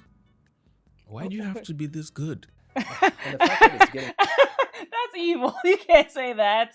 Come on. You can't be jumping on Sam like that. No, that's crazy. So good. You know, some of these lines are very convincing. A beginner's going to look at this and think... for those of you over there, the 5 viewers on TikTok, if you're wondering what the hell's going on and what I'm talking about, I'm just randomly talking. I'm not just talking just like I'm schizophrenic. You can go over here on YouTube, Twitch, or Kick and watch this from here. It depends on what you want. If you want to watch it on Twitch, that's fine. If you still want to watch it through the phone like you are on TikTok, come over here on YouTube, link in bio. You can go find me there. You don't have to go and look around. Same name, same everything. We're doing a reaction on stream. So if you want to come see this, we're talking about anime stuff, art stuff, pop culture stuff, anything that seems interesting to talk about that might be controversial or something that's interesting. We're going to soon do anime recommendations. So if you're looking for anime or manga specifically, manga recommendations, come over here. Wow, that's incredible. Someone actually drew this, when in reality, nobody really did. This was just stolen from someone else. Then if you continue scrolling down, again, the whole feed just... Look at that! Bro, look at that! Look at... This is problematic. What? It I don't like seems to using me that like term. 90% of this feed is AI now. And I'm trying to search for semi-realistic art styles. Now let me just show you guys something else, okay? What if we want to look for images? Okay, I want to study anatomy. Is the YouTube video in the room with us now? What? He said, is the YouTube video in the room with us now? Muscle anatomy. Or muscle mommy. I hope you can see the video. I swear to God, Holy Bri. Christ. I can see you have fine taste, my friend. I'm not judging. I'm not judging you, brother. I happen to share the same acquired taste for structurally developed female specimens myself as well. We're looking for muscles. Now, right away, these images that pop up in the front 2 rows, for the most part, they look pretty good. You know, they seem like real people. But as soon as you start scrolling down, oh, look It starts changing. Look. Huh, It's all. except Look at this this. man That's is not AI, real. bro. Look at his thumb. Okay, this is AI slop. And his nipples are looking at me in a way that I do not appreciate. So that's not This real. is wrong. Okay, if you want to study anatomy and you base it off of this, well, you're going to get the abs on the top left. Top left. all wrong because I don't know what is going on Okay, here. good. Now, Yeah. why don't we just scroll down and see if we can find something else, something a little bit more reliable. Maybe this one. But once again, this is AI. Again, look at the slop. Look at this belt buckle. It doesn't make any sense. The thumbs don't make any sense. Look at the striations in his deltoids, okay? They do not connect that way. These are your delts. These are your biceps. Your biceps are going to sit in front Wow, of let you. me see this. Is Go AI. back. Again, I'm sorry. Look at the slop. Look at this belt buckle. The Baki build. The Baki build. It doesn't make any sense. The thumbs don't make any sense. Look at the striations in his deltoids, okay? They do not connect that way. These are your delts. These are your biceps. Your biceps are going to sit in front of your delts. Oh, this proves how much of a anatomy pleb I am, because I thought that looked at least correct from connecting from the arms, but he says wrong. My God, I'm stupid. And there's going to be a I gotta valley do more fence. work. The thumbs don't make any sense. Look at the striations in his deltoids, okay? They do not connect that way. These are your delts. These are your biceps. Your biceps are going to sit in front of your delts, and there's going to be a valley between your delts and your biceps. They do not connect. Now turn your attention back to this slop, okay? Look at this delt. It goes right into the bicep. It connects directly to the bicep. What kind of anatomy is this? I tried scrolling down my own feed, but I didn't find any images that were AI generated when I searched. I'm not gonna lie, I couldn't do that if I wanted to. I would have thought that was right. I ain't gonna lie to you. And I've been doing this for a while, and I teach this at the same time. I thought that would have been correct. That just shows how much more work I need to put in. For anatomy references, I did see some images that clearly looked suspicious in some places, but nothing really freaky that stood out as generated imagery. I'm thinking this is possibly because the algorithm is basing its search off of the previous images that I've liked and added to my boards, which is why there are some 3D models and Greek looking sculpture, but nothing really screamed AI the farther I scrolled. Now I know some people are definitely going to have a different experience scrolling through their own feed, especially because from what it looks like, the generated images mostly pop up when looking through art or looking for art styles. If I search for Sam Does Art's art style, for example, it shows me mostly Sam's art, but with some exceptions. As you can see, this is clearly not Sam's drawing. It looks like his art style, but is just generated imagery. You can see from the details just how horrible it is at replicating Sam's art style. The details look incredible. That's at least a good thing. I think that's a good thing, right? If it can't replicate your art style, then that's great. But if that's great, I think I would say that's a great thing. At least your art style's unique enough for it not to replicate it, but eventually it'll get to a point where it can replicate anyone's art style. I'm pretty sure it can, but most cases maybe it can in other situations as well, depending on positioning and overall tone and stuff. Like, there's just a lot it still needs to figure out till it can make like a mathematical understanding on how to replicate your work, or at least replicate your art style per se. Incredibly wrong and out of place. The eyes are just awful. Everything just feels wrong. And when we scroll down, we can see other images all seemingly generated in the same art style and all equally looking plastic and horrible. You can clearly tell these images have no life to them. They look extremely that's usually for me the loss, or at least the culprit in most AI work, is that it can it looks really plastic looking. It lacks like texture and just that human touch. It just has that weird, like, it's too perfect. Like, it's way too perfect. You know what I'm saying? Like it's weird to say this because like we look at professionals and we see their work as perfect, but when you look at AI, it just feels too perfect. You can't just like, appreciate something about it. Doesn't feel right, even if it looks perfect. Rigid and don't have the same flair and carefree, confident strokes you'll find in Sam's actual paintings. Sam also mentioned in his video that he spoke to other artists who seemed to have the same problem and said their printer's feed was sadly overrun with AI as well. So I got interested in this topic because number one, I've been noticing it. I've been seeing artworks on my feed. I always end up clicking on them and then I realize it was AI. There was no artist behind it that I could have followed. I got excited for no reason and my day is now ruined. But not only that, I've also talked to a lot of artists on my Patreon servers and they've expressed the exact same issues. The most common thing that happens is people find a cool piece of reference or a piece of art and then they realize is not real. He also discussed some theories from Reddit which could possibly be the cause of this underlying issue with how AI art has now become rampant on Pinterest. And while most artists were getting fed up and talked about quitting Pinterest and were looking for other alternatives, most of them haven't been lucky finding a platform that just felt special like how. Well, that's where the problem's gonna come in. This is why I don't really make the run to just go to Karna? I don't know, the website, the art website. I don't really care to go over there like that to post work because eventually Carva, I think it's called, or I'm saying it right or wrong, it's gonna eventually start accepting AI artwork. And then what you gotta do? You gotta run to the next place. It's gonna get to a point where you just gotta accept it for what it is. Because I don't think this thing will ever go away. Especially it's too profitable for most people who are doing it. Because there's some type of monetary gain of doing it in the first place. They wouldn't do it if they was not getting any money out of it. Or some form of... I don't even think it's satisfaction art. Because I really doubt that's the reason when you just wrote a prompt. If so, your ego's fickle as hell. I'm just being honest with you. I don't care you're a friend, foe, or even like a stranger, or you're a subscriber or a follower. Your ego is really fickle if you have to write a prompt and you feel like you did something. You are Delulu, sir or ma'am, or whatever in between you feel like you're in. You are Delulu. It is what it is.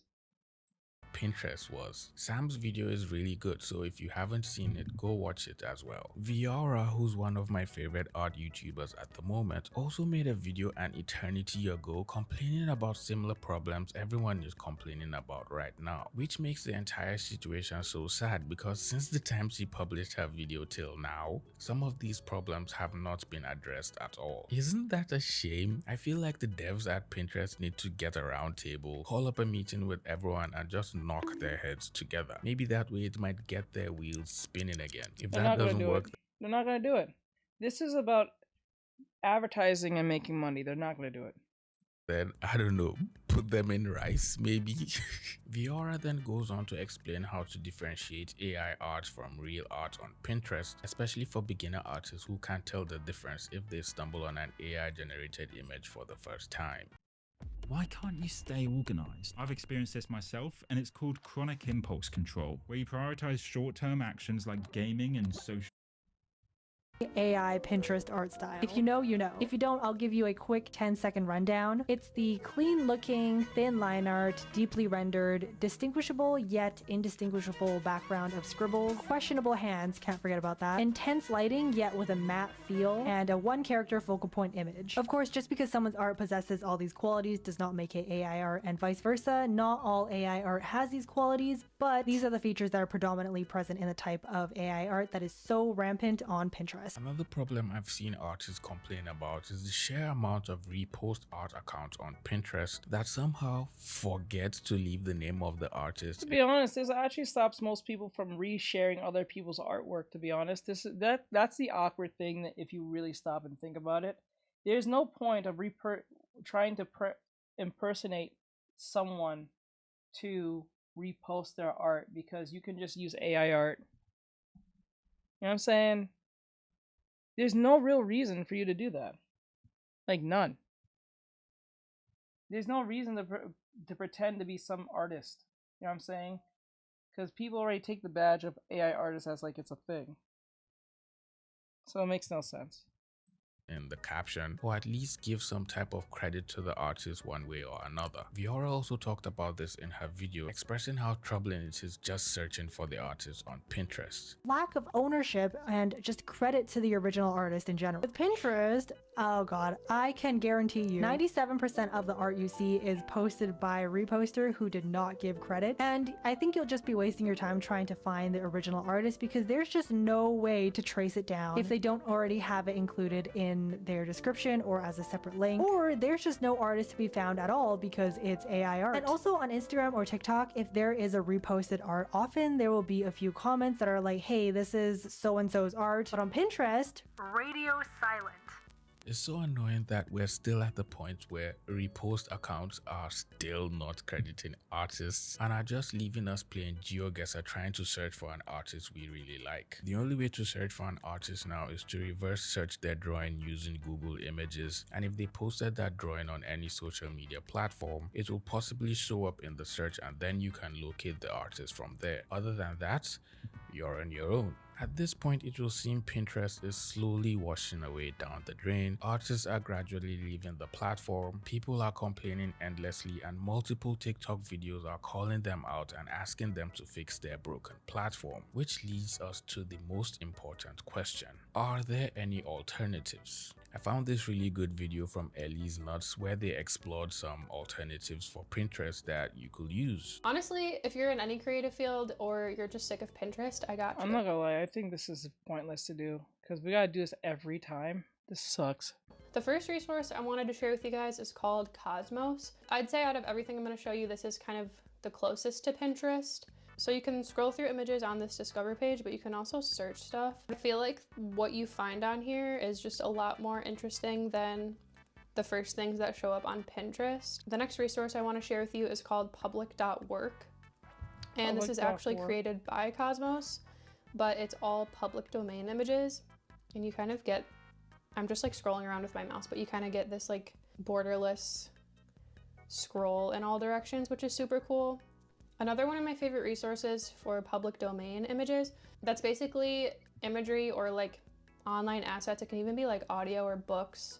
I don't know, things like that that were created before copyright laws were a thing. So it's literally public domain. Now, personally, for my art, I find myself drawing mostly from Instagram photos and just searching through Google if I need to. That's probably the best thing to do. That's probably the best thing to just look at real people on Instagram. I know there's AI art over there too, but like in AI, I guess people there too as well. But it's, I don't think it's as it's rampant, but it's not as rampant as like probably Pinterest because it's really image focused. Other than they do have a few like videos that, I mean, they do have videos there, but it's like they're like more commercial videos. If anything, there are a few videos that are like from TikTok, but I don't know how that even works. So find something specific, and sometimes I also use reference packs from graphic studios when I have to study anatomy and draw dynamic poses. I still will use my Pinterest boards from time to time, and I really do hope they improve the platform and reduce, if not get rid of, all the ads and AI art. But for now, best we can all do is pray they listen to the community of users they have so painstakingly built over the years and do right by us since we stuck with the platform through thick and thin. Well, it looks like you made it to the end of this video. If you enjoyed this video, please leave it a like, share the video with a friend who is so mad about Pinterest as well, and subscribe to the channel if you're new here. With all that being said, I'll see all you pretty penguins in the next video. Bye. Alright, later guys. Okay. So with that said, this was Mohammed and the whole Pinterest scenario controversy thing. So with that said, I was like, so I share, follow, and comment. See you guys in the next one and all that good stuff. Alright. So let's go. Okay.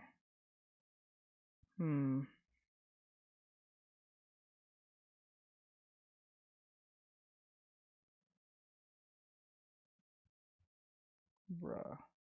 Fascist. Warhammer Pathfinder. Director declares conservative. Ooh. This is from Endymion. My neighbor Brian was like, So this is from Indiebion. It says 4K. The Samurai said good video. Good video. Yeah, it was. Warhammer 40K Pathfinder director declares conservative players as fascists as Gamergate 2 wins. Good. Hey everyone, today there's some concerning stuff to go over as some companies are still dumping DEI agenda pushing in their games in the wake of the mass exodus of players rejecting it completely, and others are doubling down. From Warhammer and Pathfinder devs calling conservatives fascists and to leave their games and hobbies altogether, to even CD Projekt Red CEO who I notoriously fought with publicly only to expose him. And now everyone knows too, and he's now doubling down again, and it's honestly kind of sad to see at this point. There's a lot to go over here today, but first let's start with Warhammer. So in this case, this is a CRPG developer by the name of Paizo that has found themselves getting the ire of Gamergate 2 as of late. You may know them as the home of such games as Pathfinder Wrath of the Righteous, as well as more recently Warhammer 40k Rogue Trader. Paizo is deeply entrenched as a company within the classic RPG or CRPG space, as well as the tabletop scene too. Like I said, they've worked on Warhammer related products for years, and now things have gotten, well, it's not good to be real with you. Shout out to Grums, by the way, for compiling a lot of this. He's getting heat for stuff lately, and it's great to have someone like him on our side, so he found this. Let's get into it. This all surrounds a certain game director named Jason Bullman. He is cited as a director of games at Paizo and is the creator of the Pathfinder series. I'm not going to debate whether this guy has the chops or not when it comes to creating games of quality, because objectively speaking, based on the reviews and player feedback, Jason here knows clearly how to make video games that review well at least. Do not harass this man or anyone else in this video. Honestly, more than anything, I think what I want to do here is hopefully get Jason himself to watch this so that he can understand something. Which is that by continuing to cater to these insane activists, he's just going to eventually get himself eaten whole as well in the process. And clearly, he doesn't need to do this, so here's the lore. Jason Bullman was Me Too'd back in 2021, which means that he was accused of stuff by women in the workplace that he was using his power and such within his position to get stuff out of them. If you're keeping up with that Neil Gaiman case right now, it's like that, but nowhere. Yeah. I've been hearing crazy stuff about Neil Gaiman. I forgot his name. I think it's Gaiman. Oh my god, I've been hearing some crazy stuff about this dude. They're near as bad. Did you know that Neil Gaiman had female employees kissing his poop? I'm not kidding, by the way. That's really crazy. What? Anyway, back to What? Bro, no. Oh wait, didn't Bean want to play game today? We'll figure out if she's here. Trader and Pathfinder over here with Jason. So back in 2021, he was accused of things, and here's what he said. Earlier this week, some troubling allegations came out against Paizo, some specifically directed at me. In light of all of this, I feel that I owe everyone an explanation.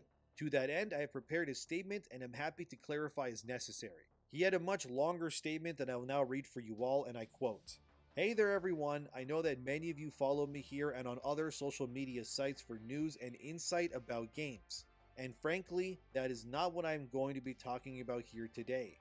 Earlier this week, I was accused of doing some pretty heinous things in my role at Paizo, and at first, I thought that talking about I think she wanted to play Lethal Company, I think. Would lend them credence, but it has become clear that my silence on this matter is not productive and may be causing distress, so let's talk about the accusations.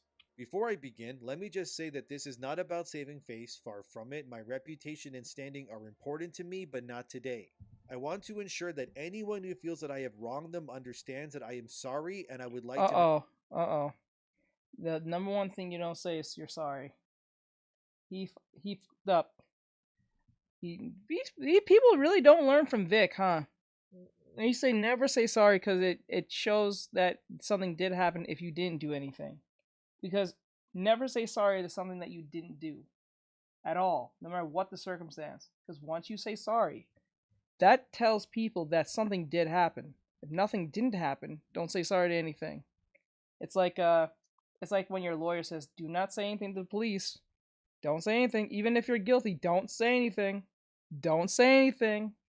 Don't say anything till I get there, because you might say some craziness that will make it difficult for me to help you in your case, because 9 times out of 10, you probably didn't even do it. You're probably I'm not saying you did or didn't do it. I'm just saying, like, you might be in fault in some cases, but not completely. So that's why they say don't say anything till I get there. This is, don't do that. Make amends. This Now, is the internet. the accusations claim that I harassed several of my female co-workers, hitting on many of them, specifically that I propositioned Jessica Price. In April 2015, after a late night of beer, I did ask her out on a date via Messenger. We were friends at the time and working closely. Oh, and that's what, and okay, this is where he messed up. I've learned, never try to ask out anyone that you work with. Don't do that. Never do that. Never ever do that. That can go left bad, because if you work together, and let's just say you guys do go out and everything's going fine, if there's like an inconvenience that may lead to a situation where you guys end up breaking up, you may have to see that person at work again, and that's gonna be awkward. Like, really awkward. Half the time. You might eventually get over it, but it's gonna be weird. Just really weird. Together for an upcoming It's always best to date someone outside your workplace, not someone in your workplace. Tournament. This was a mistake on my part, and I promptly retracted the invitation and apologized the next morning. I understand how this sort of advance is unacceptable, and I regret having done so. As for hitting on other creative department co-workers, I do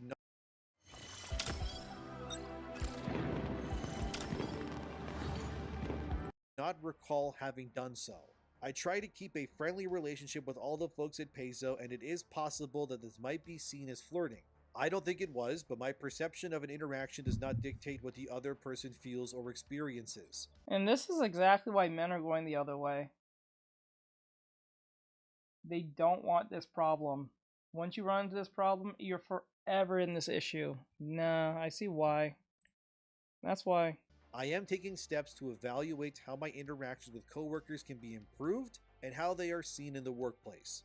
The accusation further states that my working relationship with Jessica deteriorated after this point, and that is true. While I think it is fair to say that part of it was due to this mistake, a greater part in my mind had to do with inner workings at Paizo, during an era that left me feeling like my work and my department were being undermined and delayed for other priorities.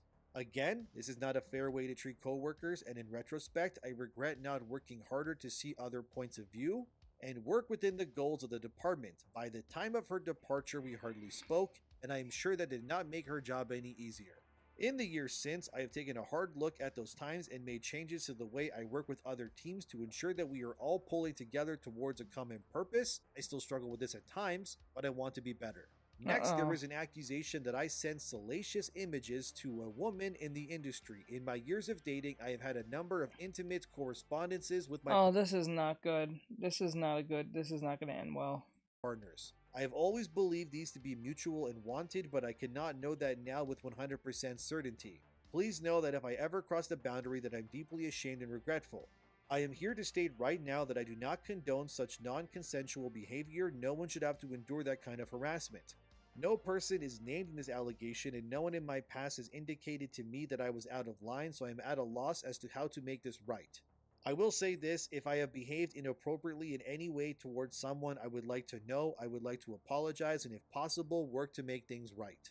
Finally, there is an allegation that my hiring practices do not promote diversity, and that in a recent search, I disregarded our best practices in favor of an internal promotion. This is categorically false. In the most recent hiring round, after encouraging diverse voices to apply, the resumes were sorted based on their experiences with our game or similar experiences in the industry. Those who met the requirements were sent a design test. These tests were then graded blindly, passed through HR, who stripped them of identifying marks and randomized them, and then brought them to the team for evaluation. After we decided who to interview, the names were then revealed. After an exhaustive process, it was clear that we had a candidate internally that was a better fit for the position. I want more diverse voices in games, and I'm immensely proud of the work being done by the folks in the creative department to bring those voices to the table. I hope to add an even wider variety of voices in the future, but this last round of hiring did not give us that opportunity.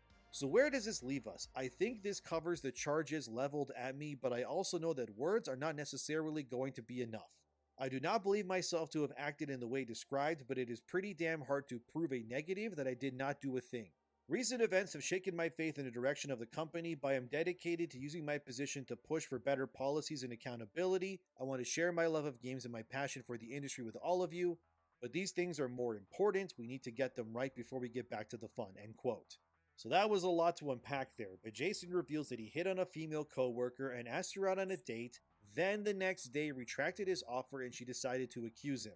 But before we believe all women, as Me Too would want us to believe, there's context missing here as always. The woman that he names in this piece is Jessica Price. If you read her Twitter profile, it states, game producer, writer, editor Howling Maynard fired from ArenaNet and Paizo for refusal to act like I'm men's property. I won't play demur for you, block often. So she claims that she was fired from not only Paizo, but also ArenaNet too for not willing to be men's property, which is weird. ArenaNet, by the way, that's the Guild Wars 2 people, so of course having her claim that she was pushed to become the property of man, well, I had to now go look at this Guild Wars 2 story, because who are we kidding? We got her, right? So in 2018, Jessica Price, alongside another writer named Peter Fries, were fired from ArenaNet for fighting with customers publicly, which of course hampered ArenaNet's public image and caused strife in the community, which we all know can lead to loss of sales, rejection of product, all of that. This story goes deep, dude, and yes, it will all connect to the Warhammer Pathfinder devs again, I promise. Jessica detailed an over 20 tweet long summary about how she writes characters in games. Then a streamer named Doror, who I've never heard of until right now, said, really interesting thread to read, however, allow me to disagree slightly. I don't believe the issues lie in the MMORPG genre itself, as your wording seemingly suggests. I believe the issue lies in the constraints of the Living Stories narrative design. Of course, this didn't make Jessica happy, where she would then reply, today, in being a female game dev, allow me, a person who does not work with you, explain to you how you do your job. The wait is over. Wow, she took that so personal. Bro took that so she took that so personal, bro. That's crazy. Then continued to call people names like That's asshats crazy. and started to project her insecurities almost immediately, according to the article, claiming that because she's worked in games for a decade, she is above criticism over others that haven't, and that if you haven't worked in games, you have no right to tell her what to do or give her any constructive feedback. It's like a chef getting mad at a customer for saying their food is cold or not cooked to their liking. Sure, they may not be as skilled as you when it comes to cooking the food, but their money and person are what keeps you in your role going. Would it not be beneficial to at least listen instead of immediately lashing out like this? But the tweet that got Jessica fired was where she said this, I'm not on the clock here, I'm not your emotional courtesan just because I'm a dev. Don't expect me to pretend to like you here. And then she was fired. Okay. So she openly admitted to not liking the player base, punching down at them and saying their opinions have no meaning. You know what? Good. I'm tired of these game devs doing that. Stop talking crazy to the people that you want them to buy stuff from you. That's crazy. Stop it. That's been going on way too long. Now things has changed. Things are changing. If this was like a few months ago, this is for the course. This is something normal. A particular dev don't like being told, or community manager, depending on the situation, will talk crazy to gamers, right? And then there will be no repercussions. Actually, quite frank, they'll probably get promoted for being so brave and stunning, especially if they're a person of a diverse, So, the fact that she said what she said and then lost her job, chef's kiss. Chef's kiss. I'm not even gonna lie on that. You gotta start doing that more often. Not a narrative designer like she is. She says further in the article, which is also an interview, that she has always been outspoken and was personally fired by Mike O'Brien, the co-founder of ArenaNet, who told her that she needs to learn to keep her emotions in check and stop running her mouth at the slightest criticism. You pretty bait. That was a base take, if you ask me. That's a base take, if you ask me. Of course, she didn't like that at all, claiming as a female dev she has to face more harassment than anyone else. Right. And that she was not willing to budge in terms of allowing her personal thoughts to not be spoken through her professional avenue. Mike O'Brien, the co-founder, denounced both Jessica and Peter Fries, who, tried to protect Jessica and agree with her. And basically, O'Brien said in a lengthy post on the ArenaNet forums, which I will spare us all and not read it, but pretty much he just says their attacks on the community were misguided and do not reflect of course. This is, I'm not gonna lie to you, Bri. This is a base take. This guy's based. Whoever her employer was based. He's like, I ain't hearing that crap. We ain't doing this. We are not the U.S. We are not the West like that anymore. Things are changing. You can't be out here just saying crazy stuff and expect us to still make some money. The team at ArenaNet in any way. Jessica did claim in another interview with Polygon about a week after being fired that ArenaNet never told her during her interview that she would need to check her identity at the door and be a different person. Let's go! Let's go! What? What? Check your identity at the door. Yo, let's go! Police and how players need to shut up more and let devs do the talking. So now that we know who this Jessica Price is pretty vividly now, this is the woman who allegedly claimed that Jason over there at Paizo, who worked on stuff like Pathfinder and of course Warhammer Rogue Trader, being another pillar of the company, that all of this stuff just kind of snowballed. And as Jason said in his statement, he retracted his date offer to Jessica almost immediately, yet she felt like what he did Let's go. Let's go. Was bad enough to want to get him fired, and immediately used the situation to start up a sting to get Jason removed from the company, where she was yet again fired as well. The whole point of why I'm telling you all of this is, firstly, there's a lot of nuance to the story. And secondly, it's clear that the woman who tried to meet to the Pathfinder creator has a tendency to attack male co-workers specifically. There you go. There you go. There you go. He's not wrong. Remember, the first thing... Remember, dude gave his opinion. Streamer dude gave his opinion.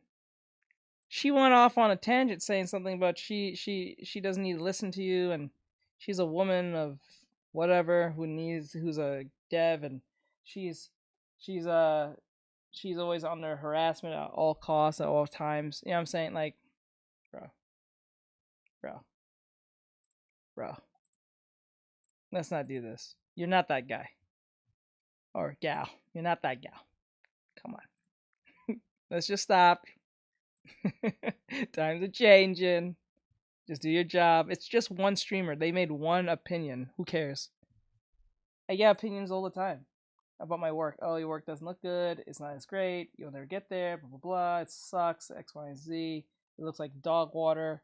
A baby can do this. X, Y, and Z. I get it. It looks degenerate as hell. You're too old to draw. X, Y, and Z. I get it. Ryuga Samurai said you're not that gal. Yeah, you're not that gal. Just not that gal. And try to use her position as a woman to get them removed. Case in point, if you meet someone like Jessica in your workplace, get away from them. These are the kinds of people you never want to hang out with. Nope. And only speak to on working hours, and just leave it at that. Yep. Because if you even breathe wrong in their direction, they'll claim that you're trying to do things. They will blacklist you to veil themselves in victimhood status. Yep. Imagine someone like Jessica Price in a position of power. It would become really bad really quickly. Here. She might not think that. Oh, okay. What's up, bro? But based on what I can see her, she seems like she would fit right in with someone like Sweet Baby, if I'm being honest. Yeah, she would. Oh my god. So this now brings us back to Jason Bowman, the Paizo game director and home of the Warhammer 40K Let's go. Rogue Trader games and Pathfinder. Jason has stirred the flames again, but now when I tell you these next parts, it will have way more added context as to why he could be saying what he's saying.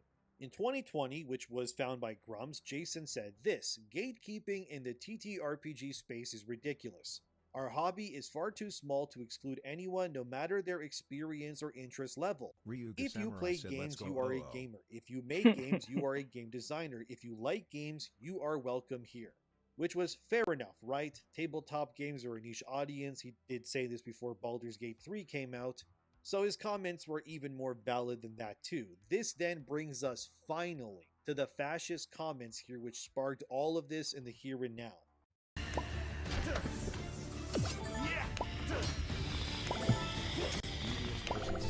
So, J.D. Vance, yes, the Vice President of the United States of America, claimed that he was a big fan of Pathfinder. And while Jason Bowman caught wind of this and said in response, if Vance has played Pathfinder, I want him to send his books back No space for fascists in our game. Oh my and there god. it is. Jason, why do you... Dude, why? Why? Why? Why? Why? Listen. Say if I'm making a video game. Said hi, Devious. Say I'm making a video game, right? By myself. And I put it on Steam. Devious person said, "Is this Apex?" No. I put it on Steam, right? And it becomes popular for whatever reason. Maybe it becomes more popular than I even expected. And someone like Melissa McCartney, or what's her name? The woman who, the famous one, what's her name? Oh, I forgot her name. Damn, her name was literally on, like, in my head. Now it just kind of disappeared. The one that says everything's sexist, everything's racist, everything X, Y, and Z. If they were to play my game, and I heard that they actually like my game, and I have no problem with them, even though we don't stand on the same ideology. I'm not gonna be mad at them. They like my game. Leave them be. What does me talking crazy to Melissa McCartney, or what's her name? The famous woman. Ryuga Samurai said, "Which one?" The one that says everything's sexist, everything's racist, and you have to call it all out. The one that Ryuga Samurai said, "Anita." Anita, there you go. Her.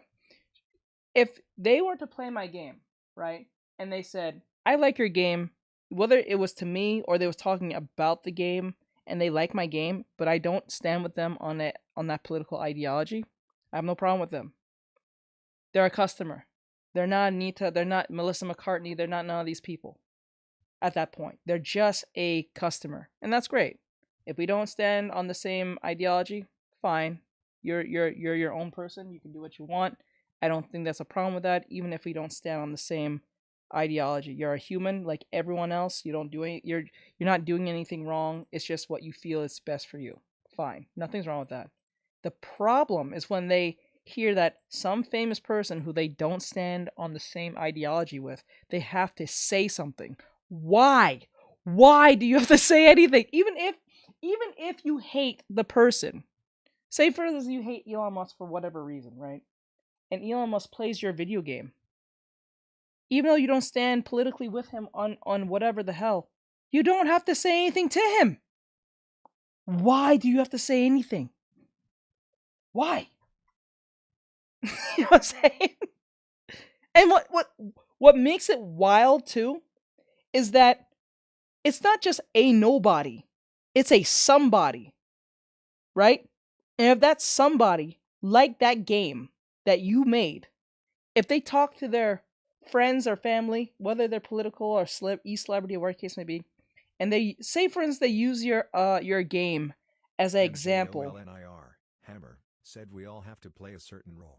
Like, I guess, but like, imagine if, for some weird reason, they use your game as an example when they're talking to their audience, hopefully in a positive light, right? And if they're talking about your game in a positive light to make an example or make a metaphor about something that their audience will probably relate to Hammer or understand, circumstance. It doesn't make any sense to like go at the person. So like, let's say Anita Sarkeesian says something about my game and says, "Oh, this game is very different from X, Y, and Z." It doesn't really talk about feminist tropes, but then again, I can respect it because X, Y, and Z. And then my dumbass comes out of nowhere and says something crazy about this woman. Why would you do this? Are you crazy? She's promoting your game. Even, quite frank, even if someone talks crazy about your game, they're promoting your game. Think about it. Maybe it's not in a great light, but it might make people curious to play it. Hammer said we all got Dr. Jekyll and Mr. Hyde inside us. I guess so. But like, it's still a promotion of your game. Because remember, they didn't have to say anything about your game. You know what I'm saying? Because remember, before Concord or Dustborn came out, people still played and bought those games. Even before they came out, we said this was going to be horrific. People still bought it, even under negative scrutiny. So even bad publicity is still publicity. It's still exposure, right? Not saying to go and get bad publicity. I'm not saying that. But I'm just saying to you, it makes no sense to talk crazy about someone who plays your game who's just a customer. It doesn't matter. It's Trump, it's Anissa Sarkeesian, Melissa McCartney, or Elon, or some celebrity, Kanye West, or whoever the hell. If they play your game and enjoy your game, that's all it should be. Now, if they message you as like the creator, right, and they say, "Hey, creator, I know we probably may not stand on the same political ideologies or beliefs, but I think your game's really cool." Instead of turning around and saying "F you," you should say, "Oh, thank you." Even though MJOLNIR, Hammer, said best for biz. I know, right? Like even if they turn, even if you don't fall in their same footsteps or whatever that you guys don't agree on, you can say, "Oh, okay, thank you." Even though we don't agree on things, cool. I hope you enjoy it. There's gonna be a next update. Look out for it. And they'll be like, "Cool."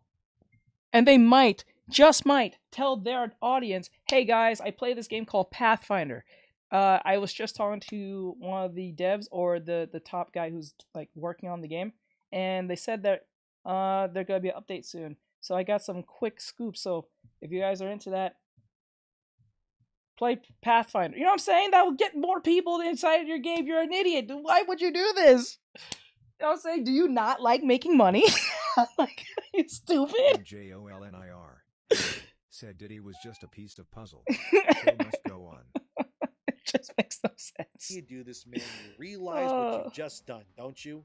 America has been overwhelming with its support of Trump and Vance. The Dems lost big time, and your bright idea was to do as a this. game director Yes. of Pathfinder and being aligned with stuff like Warhammer 40k of all things is to do this. You realize now that anyone who is conservative, which based on those votes is a huge part of America, will read this and see it and never want to support Your Peso, game. Yeah, it doesn't Pathfinder, make any or Rogue sense. Trader ever again due to it. Hammer said master of all trades, jack of none. Yeah. You can't be out here calling conservatives fascists with no evidence or reason, and this isn't even Games Workshop's fault, dude. So don't boycott Games Workshop because of this. This is Peso, and Peso alone. Like I said, the reason why I gave you guys that exhaustive amount of information prior to this bombshell was because I wanted to ensure that we had all the context provided before we got to the here and now. Jason clearly was a victim of Me Too, and was also, like he said himself, being attacked for not hiring people based on diversity, but instead hiring people on the things that really mattered, which were of course merit and talent, as you should obviously. But it's very clear that between then, which was 2021, and now in 25, Jason has to some degree bent the knee, so to speak, to a dying cult-like agenda in order to protect his position at Peso. And now claiming in his now deleted comment that JD Vance and conservatives are fascists for supporting Trump in a time where plenty of companies, like Facebook, Amazon, and more, are dumping their entire DEI departments and flushing out the swamp, so to speak, to seem more conservative on the surface, that your bright idea here was to attack the overwhelming majority to appease people who will hate you anyways. Like, Jason, you know that you almost lost your position because you clearly made a mistake speaking to Jessica Price, who is in some way an activist when it comes to believing all women, and wouldn't be is that her? surprised if she was also pro-diversity, equity, and inclusion too. You literally almost got swallowed alive by these people, and instead of rejecting them because they showed you who they were, when they smelled your blood in the water, your bright idea is to cater to them now? Why are you doing this, man? I really hope he sees this video. Because I don't hate Jason or anything like that. I don't hate Peso, and I'm not going to tell people to boycott them or something. Because in my opinion, there's still time to fix this. There's been an awakening of common sense over the entire world since Trump won. So this is a World of Warcraft hardcore randomizer. All your abilities and talents are random, and you only get how far we get. So. And Jason, if you're watching this, there's still time to reject these freaks and be the game director that you've always been. There's no need for this. Don't call people fascists or attack them. I don't want to cancel you, dude. Had I only seen that one tweet and had no other context, yeah, you would be an enemy for sure. But I, and everyone who's watched this video, now knows your story. I know how you were almost destroyed internally by the same people you shed blood with when making these games. Why, and I think I speak for all of us, are you still pretending to be their ally anymore? They hate you, dude. They hate you, want bro. gone. Yeah. They already tried to do that for make no two sense. different reasons, man. Stop this before it gets worse. I know you deleted the tweet, but dude, you need to just come out and state that I won't let activists take me down. The community can still be here for you. There's millions of fans of RPG games that are eagerly wanting great games that don't talk down to them. Hell, I just did a video about the Lords of the Fallen guys, for example, and how they have completely thrown away DEI from their games, and people are really happy about it. Their CEO went on Twitter recently and just straight up asked the community to decide whether CI Games refers to gender in their character creators going forward as male and female or body type A or B, and look at these results. Yeah, I'm thinking we're back, fellas. You don't need to pretend anymore. You don't have to dance for these woke lunatics if you don't want to. It's clear that they bring nothing but devastation and want to ruin everything in their wake. If Jessica Price had her way, we would all be muzzled, censored, and be eating whatever sludge she and others like her make. But we don't need to do that. The future is ripe for the taking, and you're standing there with one foot in the grave out of fear, when you don't have to be. I mean, you're not even living by your own tenets. You said this back in August 2024. Tolerance is a social contract. Those who do not accept it and embrace it are not protected by it. We are inclusive, but not of those seek to divide and drive others away based on their gender, sexuality, or ethnicity. Please step. Social contract? I mean, social construct, I think. Step back and think on this. It is not up for debate. So you want to be protective and inclusive of people based on all of this stuff. But you draw the line at ideology and political alignment and have a hard cutoff point where you apparently stand. Dude, all you're going to be doing is pulling peso into this war out of fear of not pissing off some people who would love to get rid of you so they can take your position anyways. And then they'll just forget that you ever worked there to begin with, and once you're gone from the company, they'll take your Pathfinder series and slowly but surely just mutate it into a woke monster version of itself.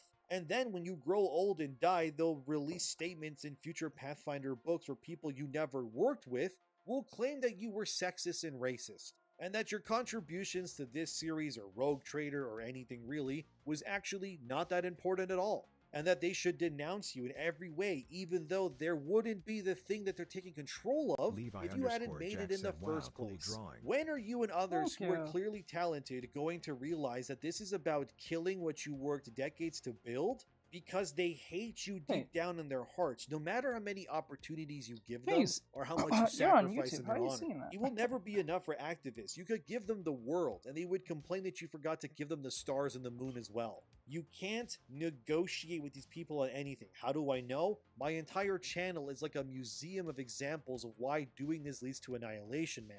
So I'm giving you one chance, Jason, before the broader Gamergate 2 community starts voting with their wallets. Retract your all supporters of JD Vance or fascist comment right now, or I can't help you when the storm comes. So it's up to you to decide what you want to do here, but that's the story of Pathfinder and Rogue Traders Peso devs who are claiming anyone who supports JD Vance, and by extension Trump or conservative ideology, to be fascist that must be removed. A horrible precedent that will undoubtedly be disastrous in the coming months and years if they keep this up.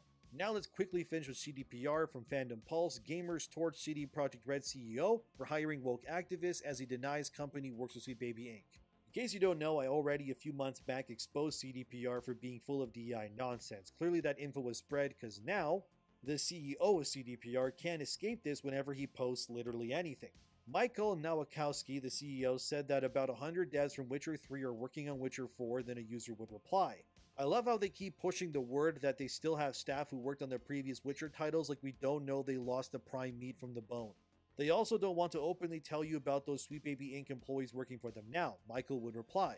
We are not working and never worked with Sweet Baby, never even heard of them until recently to be honest. Also, we have not lost prime meat as you put it. Well, that's not true, and you know it, Michael. You guys hired Mary Kenny of Insomniac, who worked with Sweet Baby Inc. directly, publicly, and defended them as well, and is now working on the sequel to Cyberpunk that is codenamed Orion. You know what Sweet Baby is, you just want to act like you don't, and then they try to act like they don't know what DEI is. When, like I already said already, I exposed them that they have an entire website just full of DEI policies on CDPR's website. You can go look up right now, which, by the way, even has internship programs for women only, not men, which is very inclusive. I tell you. Oh, man. You can't run away from this crap. This man is on a... As one user puts it, never even heard of them till recently, to be honest. Nobody buys it. Stop insulting people with that kind of statement. You have literally a full disclosed DEI company, and you explicitly have people who are fans of Sweet Baby Inc. But it was actually Savvy's comment that was a big oof moment, and she said, "So the former people who left to form their own game studio, to be clear, were not prime meat."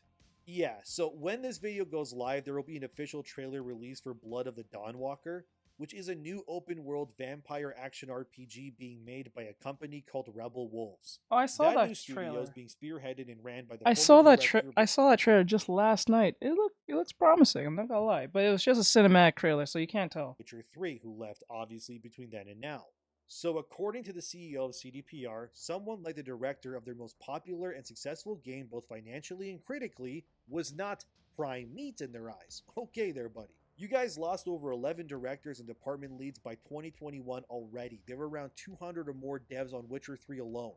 So half of the team that made your best game are now gone, alongside the people who did the more important tasks involved with it. Look, I'll stay skeptical about Witcher 4, but I'm not instilled with much hope, to be fair. CDPR also hired someone named Cian Mayer, I'm probably saying that wrong, who openly stated that they want to punch gamers, but I'm sure Michael had no idea of this either. This guy just seems to not know things about his company conveniently. Cian Mayer, by the way, is the franchise and lore designer over at CDPR, a very important role, all things considered. And all of this is not a good look. As Flash put it, why does your lore designer hate and want to punch gamers? You don't work with Sweet Baby, but you sure do hire some questionable people. Yeah. And that's the thing, right? There's That's a how lot it of works. weird WTF things happening at CDPR where they aren't outright working with Sweet Baby, but there's weird coincidences that tie them to these things all the same. Also, don't forget they want to make Witcher 4 be about Ciri's place as a woman in that world. Great. Can't wait for all the evil men and good women tropes like every other Western game. Look, I hope Witcher 4 is great, I do, but at this point, I'm not very confident, and every time I see something new happen or get revealed about CDPR, the more I just wince at what's going on over there. But hiring Sweet Baby activists and I want to punch gamer devs is not a good look, no matter what. Well, at least the CDPR CEO hasn't called anyone a fascist yet, Virus but at said this I keep point, to check I if you're wouldn't on be YouTube surprised if that Live. were to happen, let's be real. Virus said I forgot. I'm on YouTube, I'm on TikTok, I'm on Kick, and I'm on Twitch. I'm on Twitch, YouTube. I'm on all platforms right now. I figured out how to make everything work at once now. Well, for now, when I'm doing this. Got into a lot of hot water when I said that Ciri got hit with a DEI stick, which I still stand by the way. And I am just overly worried about CDPR and that it has gone down this DEI path and that it will destroy everything that they worked for. Oh well, I guess if they end up imploding, that Rebel Wolves can then be considered the new CDPR anyways, since many of the key talent that has left the company ended up working there. But that's what I got today.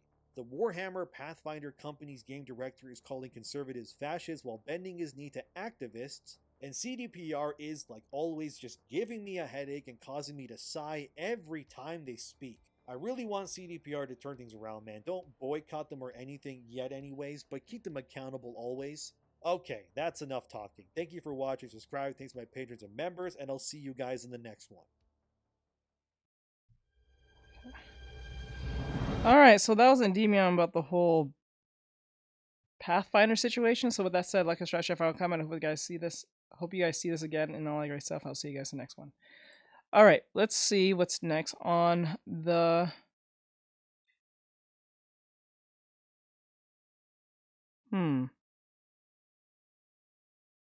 Model Rival is a threat. This was dropped just 12 minutes ago, but this sounds really concerning. Hear this. I never thought I'd fall victim. Ryu So- the Samurai said hi, Virus. This is from Blue Biscuit. I know who this is. I subscribe to her. Obviously, you can see it. But I don't know if they go by her. Virus But anyway. said Subry. So this video basically is saying my YouTube was hijacked by a crypto bro. To a crypto bro account hijacking in a million years. It never happened in. I heard this many times. I've been hearing about it's like a weird scam where okay, so how this works, what I've been hearing, I could be wrong, but this is what I was hearing, where you get an email by like a Virus said, what are your thoughts on Red Note? I find it quite funny. I'm not going there. I don't find it all that I don't find that all that important to go over there. I think this is just a reactionary thing that is happening when it comes to TikTok. I do not think majority of people are going to go over there because most people can't speak Chinese, and it's going to be very difficult for them to do what they need to do. And quite frank, if you're like I said, if you're liberal leaning or progressive leaning or super far left, you're going to have a very hard time making content over there because remember, Red Note is, I guess, it's a Chinese app, so I'm gonna assume that it's it's gonna be controlled by the CCP. So the things that you're gonna try think you can post isn't going to work out. They might get rid of your account if you post things up there. But then again, we Americans are stupid. We think the world is like America. Everywhere else is like America. If we've never been outside of it, we think everything's like America. But when things go left, they're like, oh, my rights. That's why like people like Johnny Salami, who goes all the way to Japan and Israel and do the nonsense they do, be like, why is this happening to me? You know what I'm saying? A lot of terrible streamers. I'm not saying that every person that goes go over there is going to act like this, but I don't think it's going to work out the way they want to. 9 years of me being online until mid-December. Oh, yeah. So what I was saying is about the crypto thing is that I think what it does, it goes to content creators who have like a following or something, and it disguises itself as a brand deal email. And I think it gives you like something to download. You click it, and then when I think you click it, you open it. I think it does a thing, and then it just kind of goes away. And then I think it kind of, I don't think it gets in your computer, but it does something to your account or something where it kind of like signs you out, and you try to sign back in. But what happens is it's like it disguises itself as like a phishing account where you type in your credentials. So the credentials you give is to the people who are trying to steal it from you. They take the credentials, sign into your actual account, change everything, and then wipe away everything. And then I think they start playing these Elon Musk crypto videos or something like that. It's kind of insane. 2024. I think this happened to Lioness Tech videos, or Lion Tech Guru, or whatever the hell his name is. Never, I guess. Here's the dumb mistake that led up to my YouTube being hacked and how I managed to get it back. I'm very well aware of never downloading or clicking random links. I've been pretty careful with that most of my online time. I've only goofed up once before, and that mistake cost me 5 years of my artwork. The files ended up being corrupted, and I got a ransom note for $900 for 45 pictures. Yeah. No, I never got the files back, but that's a story for another time. Speaking of getting better, here's a quick reminder to take care of yourself this year, starting with good posture. This video is sponsored by FlexiSpot. the way she segue into that. The folks over at FlexiSpot were kind enough to send me their C7 Max chair, and I've been using it for the past month now. It's been great. I used to have really bad posture, so I used to sit kind of like a shrimp. My old chair wasn't exactly the most supportive, but now I have a really cool chair that has so many different levels and modes, and it kind of makes me feel like a spaceman with all the levers on the side. The C7 Max is super cool. In office mode, the backrest locks to a 93 degree, giving you that perfect upright posture with adaptive lumbar support that molds to your spine. No extra cushion needed. Plus, the seat is really comfy with their latex padded cushion. It's a lot softer than the regular seat cushion. And the seat is big enough that I can sit cross-legged, which is a bonus for me. But there's also a relaxation mode. This chair has 4-level reclining backrest that goes up to 135 degrees, a pull-out footrest, and 5D adjustable armrests. There's so much going on that I sometimes get confused as to which lever I'm pulling and what it's going to do. I might be confused, but at least I'm laying back and I'm comfortable. It works for people from 5'7" to 6'9" and supports up to 300 pounds. I'm 5'2" and it's really comfortable for me at a shorter height too. It doesn't really feel like I'm drowning in the chair at least.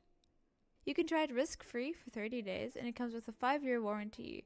And right now, if you use my exclusive code C730, you'll get $30 off your purchase. Let's make 2025 the year we untrimp ourselves and take care of our posture.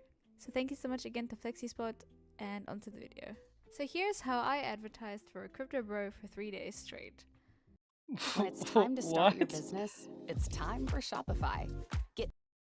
Are you serious? I was chilling on the couch with some of my friends, laughing as they try to figure out an editing program we had just downloaded. This wasn't an ethically sourced editing program. Spoiler alert. Their master editing skills were being used to edit Sims horses to a Taylor Swift song. Then, out of nowhere, I got an alert on my phone saying someone from Bellrush was trying to change the password on my YouTube and Gmail account. It was weird, but not unheard of. It had happened before a couple of times. So I casually just denied the request blocking the IP address, and went on with my day. Strange, but I went back to enjoying the horse edit. Ryuga Samurai said But it's then every it day, happened bro. again. It's every day, bro. And again, I kept denying it over and over, but it kept going. At this point, I was starting to panic. I'm not someone who voices my problems out loud, especially not to my friends who are having so much fun, so I was sitting there silently freaking out, fighting this Belarusian dude from taking control of my account, while Taylor Swift played over a screenshot Ryuga of some Samurai scores said, in the "No, wait, background. that's Jake." And then, to my absolute horror, I was immediately thrown out of my own account. I sat there dumbfounded at what just happened, not able to access anything linked to my Gmail account. That includes my YouTube. Blue, how could you let this happen to yourself? Don't you have any security measures in place? Isn't this your living? You'd be right, except I did have security measures in place. I had a two-step verification and external confirmation required to change anything on the account, but they had bypassed everything. I had turned to everyone while they were enjoying their jolly old time and informed them of what had just happened. I was in such a panic, my 4 friends didn't know what to do or what to say, but they were super supportive. They helped me change my passwords to as many accounts as possible. I stupidly tried to change my Discord password and it sent an email letting them know that I was trying to do that, so they were like, and they ended up hacking into my Discord, and my Discord is gone. I still haven't recovered my Discord out of embarrassment because I know for a fact I texted people a link to a Steam card. I texted people that I haven't texted in many years. I'm just gonna ignore that and make as if that didn't happen and carry on with my life. I'm sorry, my poor Discord is just never gonna come back. So how did this all happen? Well, I had downloaded a file that had a malicious software which let the Belarusian hacker access my session in Windows. Wait, whoa, go back, what? I'm sorry, my poor Discord is just never gonna come Our accent's a little bit too... back. So how did this all happen? Well, I had downloaded a file that had a malicious software which let the Belarusian hacker access my session in okay. That's where okay. Windows. He waltzed right in, changed everything, and completely bypassed my two-step verification and all my security measures. I basically... Why is she... I'm sorry. You have 600,000. Why are you using a picture of Logan Paul? I get the joke. But people are gonna think it's Logan. I would back away from using that. I understand it's a joke and I get it, but you have a certain size. I can understand if you're like 10,000, 7,000. Shit, I might even put 100,000, but you're almost near. You're 600,000. I wouldn't use just. I know it's kind of like part of the thing to make fun of Logan because of who he is, but like, bro. I would not use Logan Paul's picture. I would use it one time, but I would not use it as the full. I'm just saying, there's a little bit of like etiquette you have to have a little bit. I understand, but then again, you're at a certain size. It's not a big size, but it's a size compared to most normal people. So I would not use that as a form of reason. Yeah, I can understand a quick little meme or a quick little funny thing. I get that. But when you're using the bull Russian dude as an example and you're putting Logan face as this dude, people are gonna get confused. I think it's him. How did this all happen? Well, I had downloaded a file that had a malicious software which let the Belarusian hacker access my session in Windows. He waltzed right in, changed everything, and completely bypassed my two-step verification and all my security measures. I basically rolled out a red carpet for this crypto bro to stroll straight into my account and do whatever he pleased. So wait, what? So she downloaded something. I had downloaded a file that had a malicious software which let the Belarusian hacker access my session in Windows. Okay. He waltzed right in, changed everything, and completely bypassed my two-step verification and all my security measures.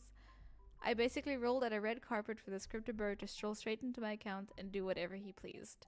And yeah, that was 10,000% my fault. I knew it wasn't safe, and yet I still did it. You knew? I don't feel bad for you now. It's one thing if you download something you didn't know, because like, you're a content creator, and I understand. This is why I don't like doing brand deals with like TikTok, because there's too many Chinese stuff I get, and they're always in Chinese. So I don't understand what they're saying, and they'll like, okay, so let me use an example for those who don't know. So, like, if you're a content creator on TikTok and you have a certain size and you're with an agency, the agency, I guess, kind of like gets other, like, manufacturers to work with you, depending on what it is. So they'll send you a message saying, "Oh, they say that the butter up stuff. Oh, we really like your content," which they never look at your content because they always say that. It's just like a pre-made thing for them to say, right?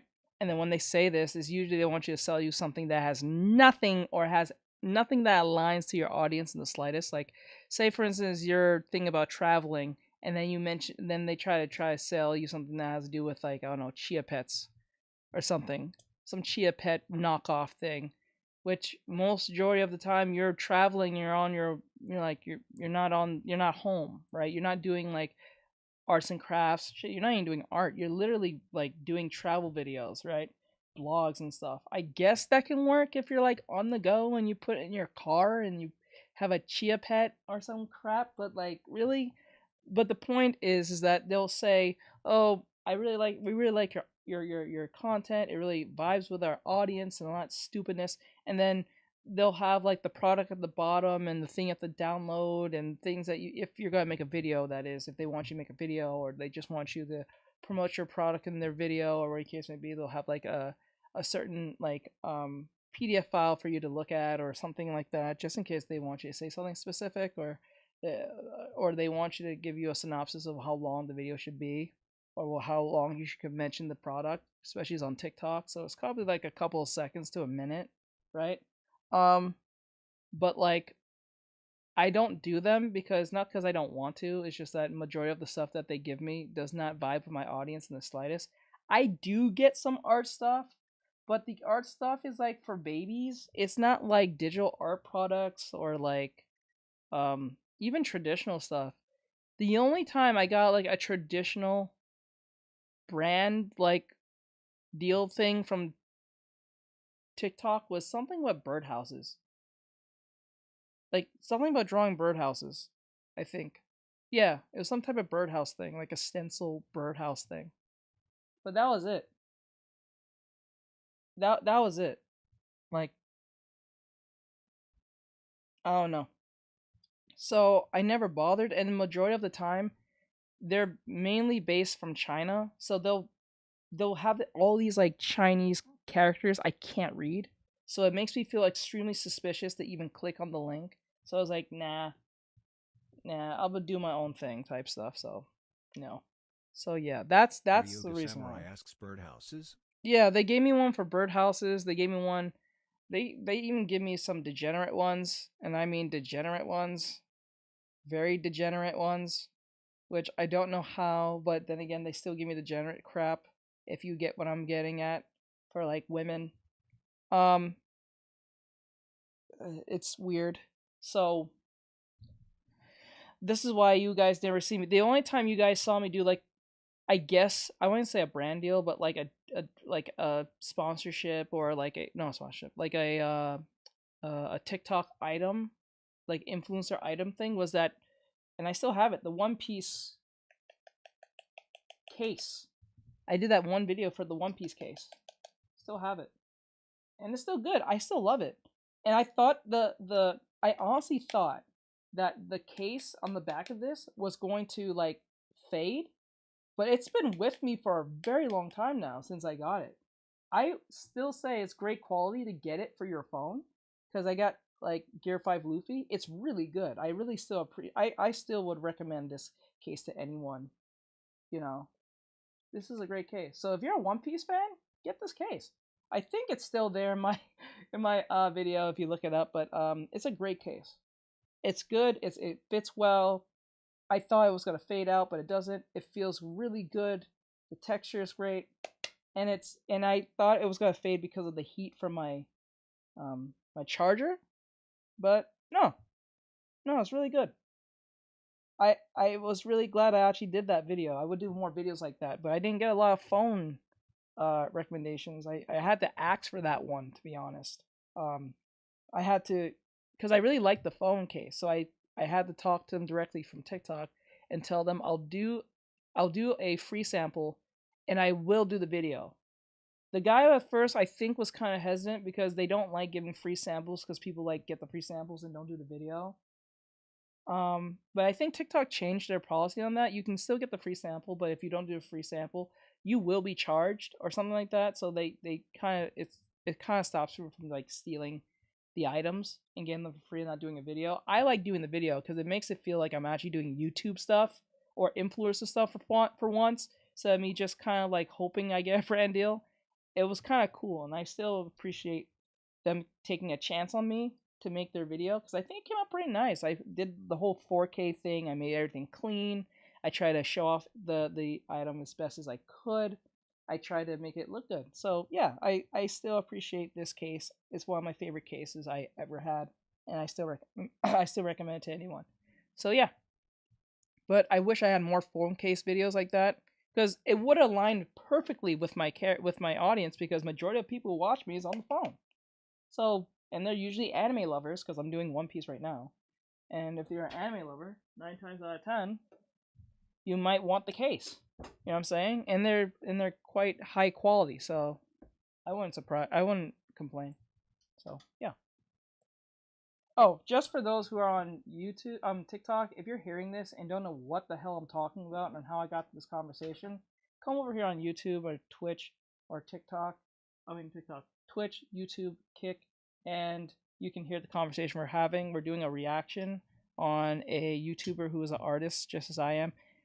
Apparently, she got hijacked. Her account got hijacked by a crypto bro from Russia, I believe. So she's just giving our story on how to like avoid this problem and how it happened. So yeah, I don't know how we got into that conversation about a phone case, but hey, like, this is a very strange stream. I reap the consequences. Do not be like me. Do not think like you're above hackers or anyone like that. Just do not follow my lead.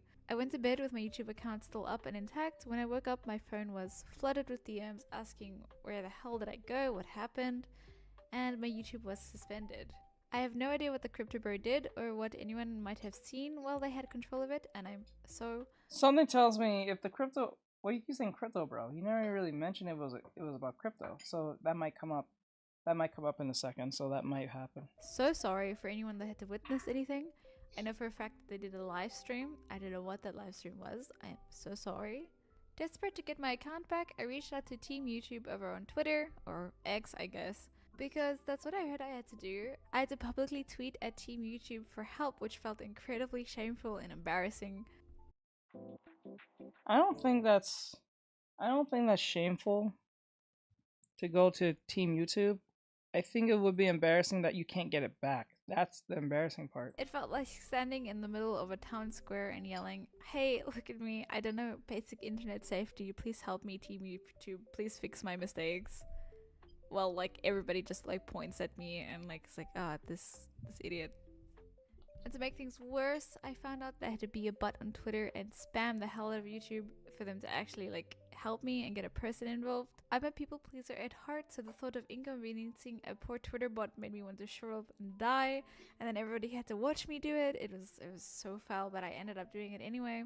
YouTube got back to me pretty quickly and we started an email thread. If you're wondering what that looked like, it was basically back and forth between me and support, asking questions, sending me a recovery link over and over that didn't work because of the security protocols the hacker had put into place.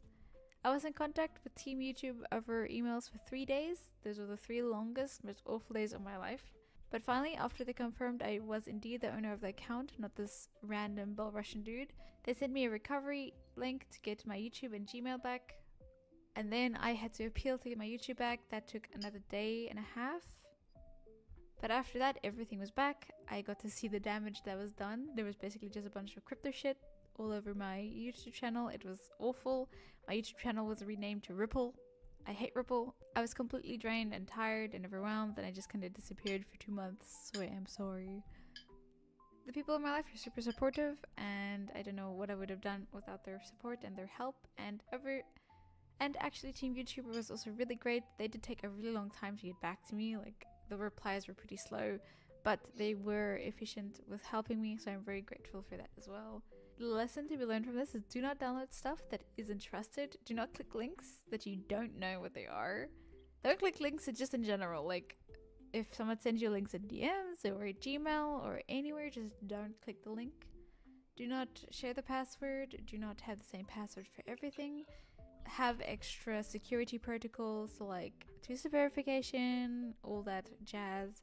And do not panic and make stupid mistakes. It's not in that. I think it's also not with the two something verification. I think also what you need to put in check is that I notice that a lot of people do not mention those key things, those USB key things. It's supposed to be like a second safety net of like security measures if you can't get into your account or something. If you know what I'm talking about, they're like physical USB keys. I don't know what's the right term for it. You guys might know what I'm talking about, but like I think that prevents these type of problems just in case. It's like a safety net for the it's like an insurance policy if the two something if verification doesn't work out. Authentication doesn't work out. If this happens to you, like I did with my Discord, just calm down, like take a few seconds and then decide from there what would be the best like course of action.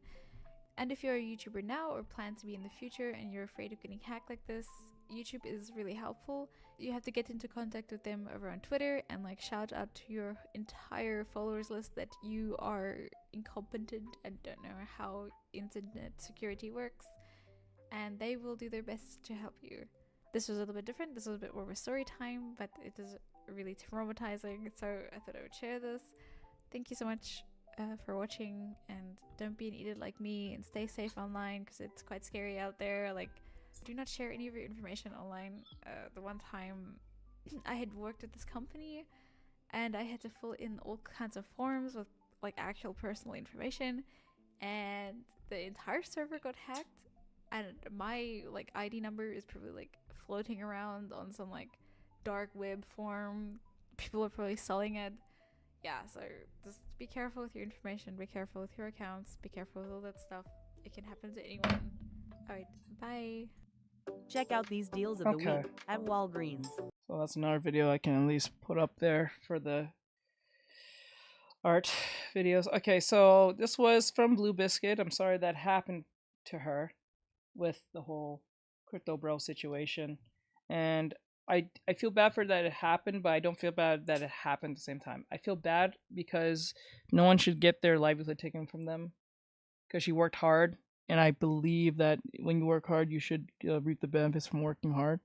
But you have to be cautious and be very protective of that thing that you worked on, because the person who's taking it from you doesn't see that all that hard work and sweat you put in. So all they see is just money or a potential to use you or hurt you or whatever case may be. So I'm glad that she at least got her YouTube back, so that's good. And I'm sorry that she lost her Discord. She probably might can fix it back. I'm pretty sure, given her size and influence, I'm pretty sure she can pull a bunch of people back to the brink from her Discord to go with her new one, unless she's gonna make a new one. We'll see. But with that said, I hope she stays out of this trouble and don't run into this ever again. And I hope this will be a cautionary tale for you influencers or YouTubers or streamers who are listening to this or watching this video. We'll be on the art channel, not the reactionary channel, because this is more art focused, I guess. So with that said, I'll see you guys in the next one. Thank you, and hope Biscuit does well. All right, later. All right, we can finally do some anime art stuff. Anime manga stuff. I know Bry's been waiting for that one. Manga recommendations. Let's see what we have in check. Okay. We with Sufferance. I do a lot of Sufferance videos. MJOLNIR. Hammer. Said hand pink waving, hand pink waving. Hello. Alright, so hot new manga. Said yay. Alright, so and with many people following ooh, what's this? Alright, so this is from Yatogami. I hope I'm saying that right. I do not mean to butcher your name. I think it's Yatogami. He has 2.84 thousand subscribers, and his video says, hot new manga recommendations you should check out in 2025. So we'll see what this is about. I hope it's a good video, and we'll enjoy this. All right. Do your thing, Yato. There's a lot of manga out there to read, and with many people following stories that have ended, like My Hero Academia and Jujutsu Kaisen, some folks are left thinking there's nothing left to read, or feeling like it's time for a break from reading manga. I don't think that's true. In fact, hundreds of new manga are released throughout the year, and even though many of them never get to see the light of day where we English speakers are, there are still a large number of manga that do get translated and still go unnoticed. Today I wanted to talk about a few of those, and if this video does well, I'll make more, because I'm one of those annoying guys on the internet that reads a lot of manga, specifically newer manga. I'm what you might call a new manga merchant. Anyway, the manga I'll talk about today are all very young, like under 10 chapters young at the time of the recording, and I think all three of them are very interesting in their own way. How much or how little I talk about each series will vary depending on things. You know what's funny? Why I always find funny about new manga, brand new manga that's coming brand new out of the forefront. You never really think of like new manga when you're dealing with the current manga that you think is like the golden, like the cream of the crop type stuff. You don't think of brand new manga. You just think of the current stuff like Jujutsu Kaisen, Chainsaw Man, I guess My Hero. Oh, that's ending, but like My Hero or ended. My Hero, you know, so on and so forth. You don't think about brand new manga till people like make a splash about it. And then when you see brand new manga that like new kids on the block, you kind of do like a comparison thing with them, and you think to yourself like, is this worth the hype? It looks interesting. Our style looks nice, but then again, is it worth the hype? Will this get a manga adaptation? You know what I'm saying? Like when I look at anime like Gacha Akuta, you know, like it has an art style that just really stands out. But it's also the same people who made, well, not same, well, it's the assistant that helped make Fire Force and I guess Soul Eater as well. So I heard that in most cases when you're working under like a top mangaka, you tend to really take their styles as an assistant and like learn from them, because if you look at like the artist for Hirikoshi, his assistant made, what was it called? It was called something Guild. I forgot, something Guild. It looked really promising art style wise, but it got canned because I guess it was not getting enough readers. Or Hunter's Guild. I think it was called Hunter's Guild. And if you look at the artwork, it looks a lot like My Hero Academia to a certain degree, right? So when you look at like these new artists or these new mangas, you kind of try to compare them if they're close to anything that you recognize. So like for instance, I wouldn't say this is close to like Demon Slayer that we're looking at, but if you can look closely at it, it kind of has that. The only thing that makes it different. Yuga Samurai said Red Hood Guild, I think. Red Hood Guild. Red Hood? Was it Red Hood Guild? Oh, I thought it was Hunter's Guild. Okay, I gotcha. Guys, for those of you who are listening, if you like what you're hearing or you enjoy what you're seeing, I'm doing artwork. So like if you want to see what I'm doing or anything like that, come over here on YouTube, Twitch, Trovo, not Trovo, YouTube, Twitch, Kick, so on and so forth, so you can see part of the video and give your insights. We're doing manga recommendation as a form of reactionary thing. So if you want to come over here, you can. Don't worry, you'll be able to see the artwork on YouTube in a more clear sense alongside the thing that we're reacting to. So if that's something you want to see, or you want to see what we're talking about, or you want to see new manga or a potential new manga that's coming out, please come over here. Link in bio. I appreciate it. I like great stuff. So let's. Samurai said Hunter's Guild Red Hood. Oh, okay, Hunter's Guild Red Hood. Still think they should revive that, but I don't think there's ever been like a manga that got canceled and got revived. I don't think that's happened unless there's a manga I don't know about. You can tell me. But anyway, let's go. Things like how much of a spoiler it would be to give you more information, but I'll try to stay spoiler free. Before I get into that, I wanted to also let you guys know that I started a manga podcast. Me along with 3 other YouTubers came together and we talk about 9 different weekly manga that I think you should be reading also. I'll leave a link in the description for those interested, but fans of stuff like Kagurabachi, Gachi Akuta, Ranger Reject, and some others should certainly check that out. With the long intro out of the way, I'll go ahead and dive into today's first manga. The first manga I wanted to talk about today is called Yatara. No, I'm not recommending it because its name is close to my own. It's a newer manga that started in October, and I think the vibe was definitely to give us something spooky, something eerie, something creepy. This manga is about a monster, or maybe it's a demon. It's certainly a creature. It's a beast of gluttony. In universe, I can see it being terrifying, but to us, the reader, it might be a little more on the silly side. It's not going to freak you out like some actual horror manga might, but this one is still fun so far.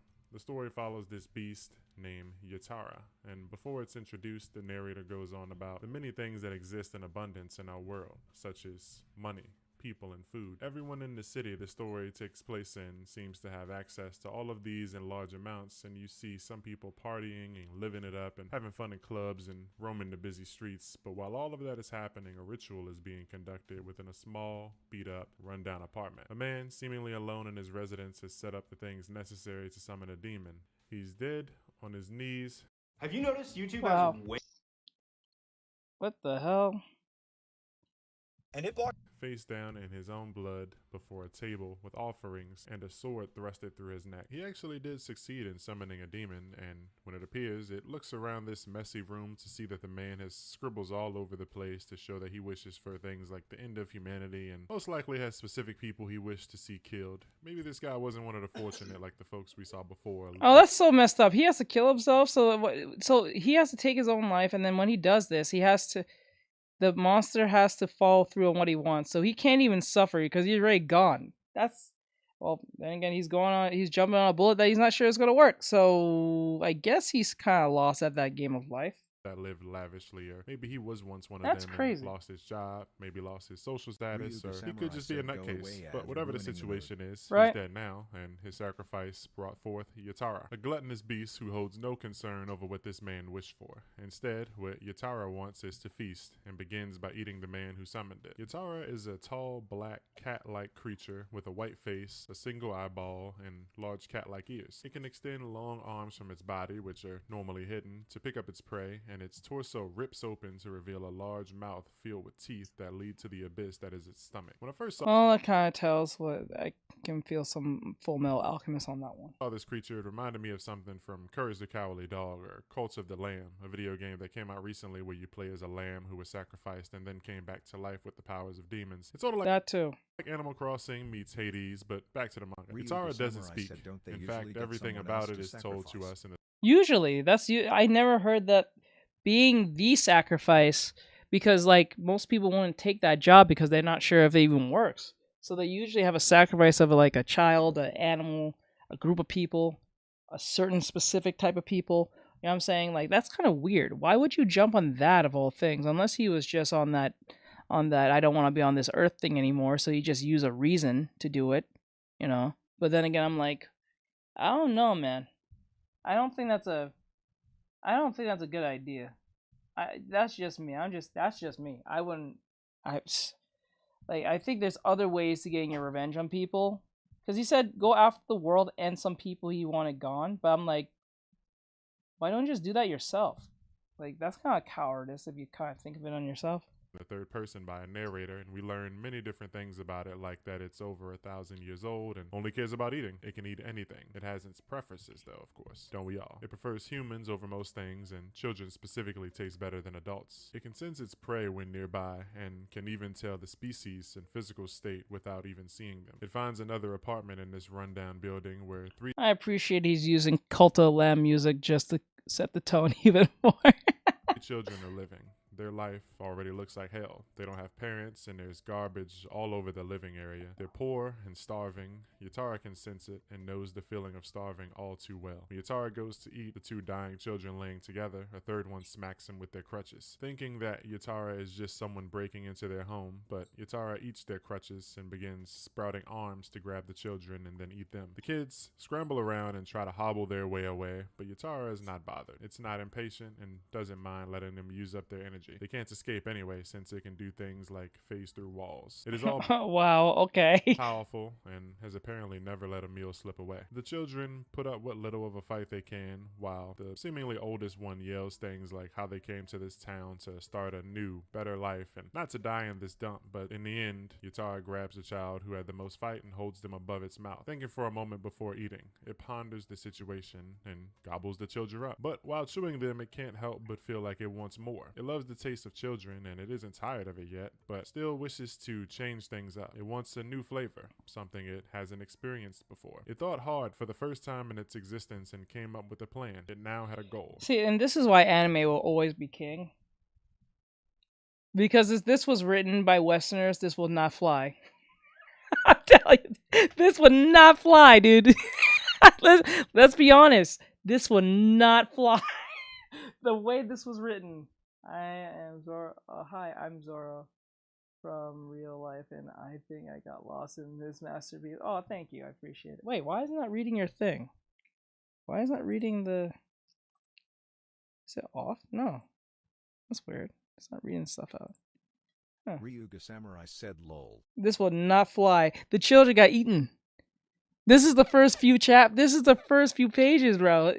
Like the kid, there's children got eaten. Like, you know what I'm saying? It's not like they're bad kids and the story got eaten. These are just children who was starving. That's crazy. The children wake up back in their filthy kitchen, tied to chairs, when Yutara enters, spitting out as much food as your eyes could see. Wait, It has what? decided to help these children regain their strength and improve their lifestyles. If it Never was mind. going to eat I spoken too early. them anyway, it might as well prepare its meal properly. The children, unable to understand the monster, are conflicted. Some of them think that it's a god or an angel sent to help them. Another child believes that it sees through Yutara's gifts and tries to flee, but they cannot escape. In Yutara's mind, children that Oh, we're doing manga recommendations. So come over here. It's called, what was it called? I don't remember what it's called. There's a brand new manga that's coming out in 2025. So if you want to hear and watch what we're talking about, please come over here on YouTube or Twitch or Kick, whatever you prefer. You'll be able to see the video, but you'll be able to see the artwork if you're on YouTube, but not on Twitch or Kick. You'll be able to see it on TikTok or YouTube. So, you know. So come over here. I forgot what it's called, but it's an interesting read so far. We're not reading it. There's a dude just doing a quick synopsis of the anime or the manga itself, and we're just giving highlight to his video alongside talking about it, reacting to it, and giving our thoughts about it so far, even though it's a brand new manga that might get an anime adaptation if it gets popular enough. 9 times out of 10, maybe. Sorta. If YouTubers talk about it enough, maybe they might have interest. Bakwa Henry said, I'm here. Good. So, wait. Good. raised with care and effort tastes much more delicious, and so it wishes to watch its food grow and enjoy a meal that is raised properly by its own hands. What would it feel like to consume one's own offspring? It would, without a doubt, be a very special feeling indeed. It made up its... I don't even know. It's called, oh, Yara. It's called Yara. That's the name of it. Okay. Yara. Mind to raise the children, no matter how long it takes, so that it can have its first new flavor in 1,000 years. Will these children somehow manage to... My kids can't hide anything from me. I'm home. I hate these stupid commercials.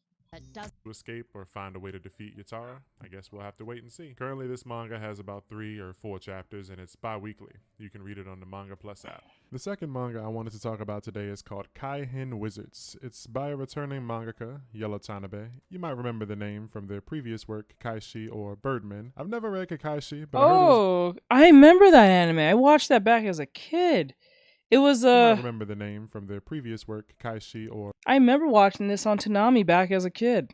I think I was just getting into high school at that time. Yeah, it was like 2 kids who guard over the high school at night, I think on certain days or something, and they work together. They're from 2 different families, or like, they're kind of like priests or something, and they're supposed to be like, they're technically just exorcists, and they watch over the school because I guess the school is some type of sacred ground. And oh my god, this really, it had a nice theme song. Ryuga Samurai said Kakaishi Dangman. Yeah, and then I think the voice actor who played the main character, the blue-haired one, the character here was it was Vic Mignogna at the time. Or Birdman. I've never read Kakaishi, but I heard it was great, and truth be told, I checked out Birdman a while back, and honestly, I just forgot about it. I'll come back to it one day, but anyway, this video is about Kaihen Wizards. I have never heard of Birdman. It opens with a memory of a woman with cloth covering half her face, and she's saying, "You are this country's treasure, one capable of driving the world crazy and bringing nations to ruin. So to keep people from finding you, we must hide you away." And the character's eyes open. He awakens awakens after an unknown amount of time to find himself submerged in a tank filled with red liquid. One that we would come to find out later is Rose's, and his body is covered head to toe in wraps. He looks like a mummy. Before him sits a man that appears to be meditating or simply just deep in thought. When the boy emerges from his container and stumbles to the ground, coughing and wheezing to catch his breath, the man comes over and congratulates him, welcoming to his new life. The man introduces himself as Zimu, a wizard and master of Shakutin Castle, the place that they're in. The boy doesn't know what a wizard is. He asks what the red stuff is. Zimu tells him it's roses, and he doesn't know what roses is either. Boy asks, who am I anyway? Zimu, says that, okay, the boy has amnesia, and he calls for Shimao, which is a large worm-like creature that grabs the boy and tosses him into a bath to get cleaned up. Shimao's a big-ass worm with hands. He's got like hands coming out of his mouth or whatever. But he brings the boy over, throws him in a big bathtub, and brings over another character who introduces themselves as Raichi, a demi-human. Raichi examines our main character a bit, and after realizing that he's human, they walk away thinking about how human has probably never been within the castle walls before, and maybe Zimu has finally decided to take on an apprentice. The apprentice thing is brought up a lot, and I mean a lot.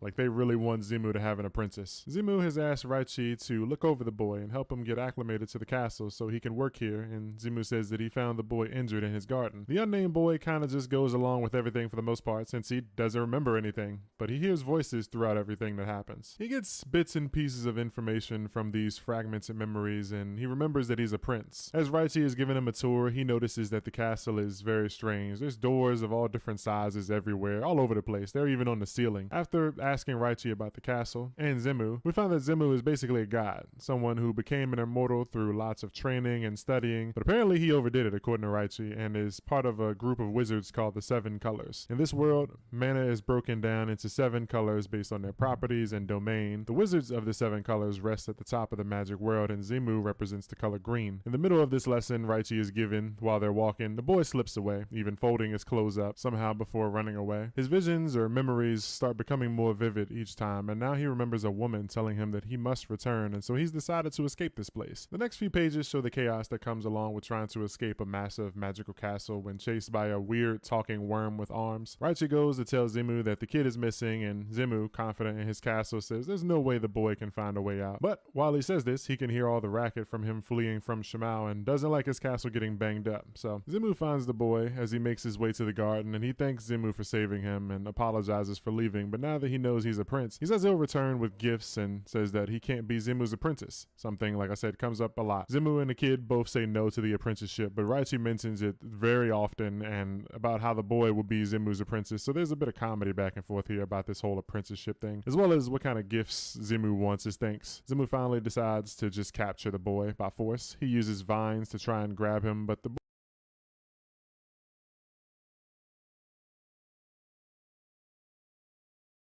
boy knows magic and creates a force field. Zimu, being a wise wizard, has placed an object or some sort of totem or mark on the back of his neck, and it activates a binding spell that goes off inside his force field. And the boy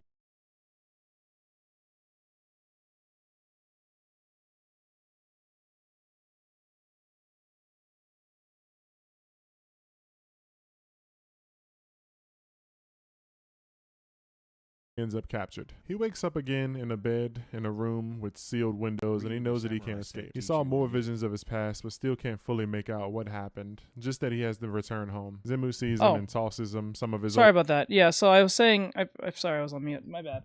So now I can see the art style now based on the anime that he gave as an example. I can see it now. Clothes and explains that he knows that the boy is from royalty, from the flying country, and that he's a survivor from the royal family. The word survivor, though, is what catches him off guard, and Zimu tells him that his country has vanished, and not a trace of it can be found thanks to the Kaihen. While looking at the symbol of his country and hearing the news, more of his memories come flooding in, and he remembers seeing the woman die, and tells Zimu that his wizard died because of him, and he can't stop crying. The first chapter ends with Raichi talking to the other residents of the castle about how the boy is special for being able to use magic without the gem, and it wraps up saying that the wizard killer is on the move. That was a bit of a chapter 1 summary, so I won't spoil any more, but the following chapters go a lot more in depth about a lot of things such as the boy prince's upbringing. We see a dark secret of Zimu's, more members of the 7 colors, information on what the Kaihen is, the consequences of the main character's birth, as well as him having very special eyes that could be the reason people would want him. So far, it's a very interesting story about a boy trying to find his way and ending up as possibly a great wizard's apprentice with someone out there killing wizards in some sort of phenomenon wiping out countries. It reminds me a lot of that one manga called Diamond in the Rough, while the whole colors and gems thing doesn't really seem like,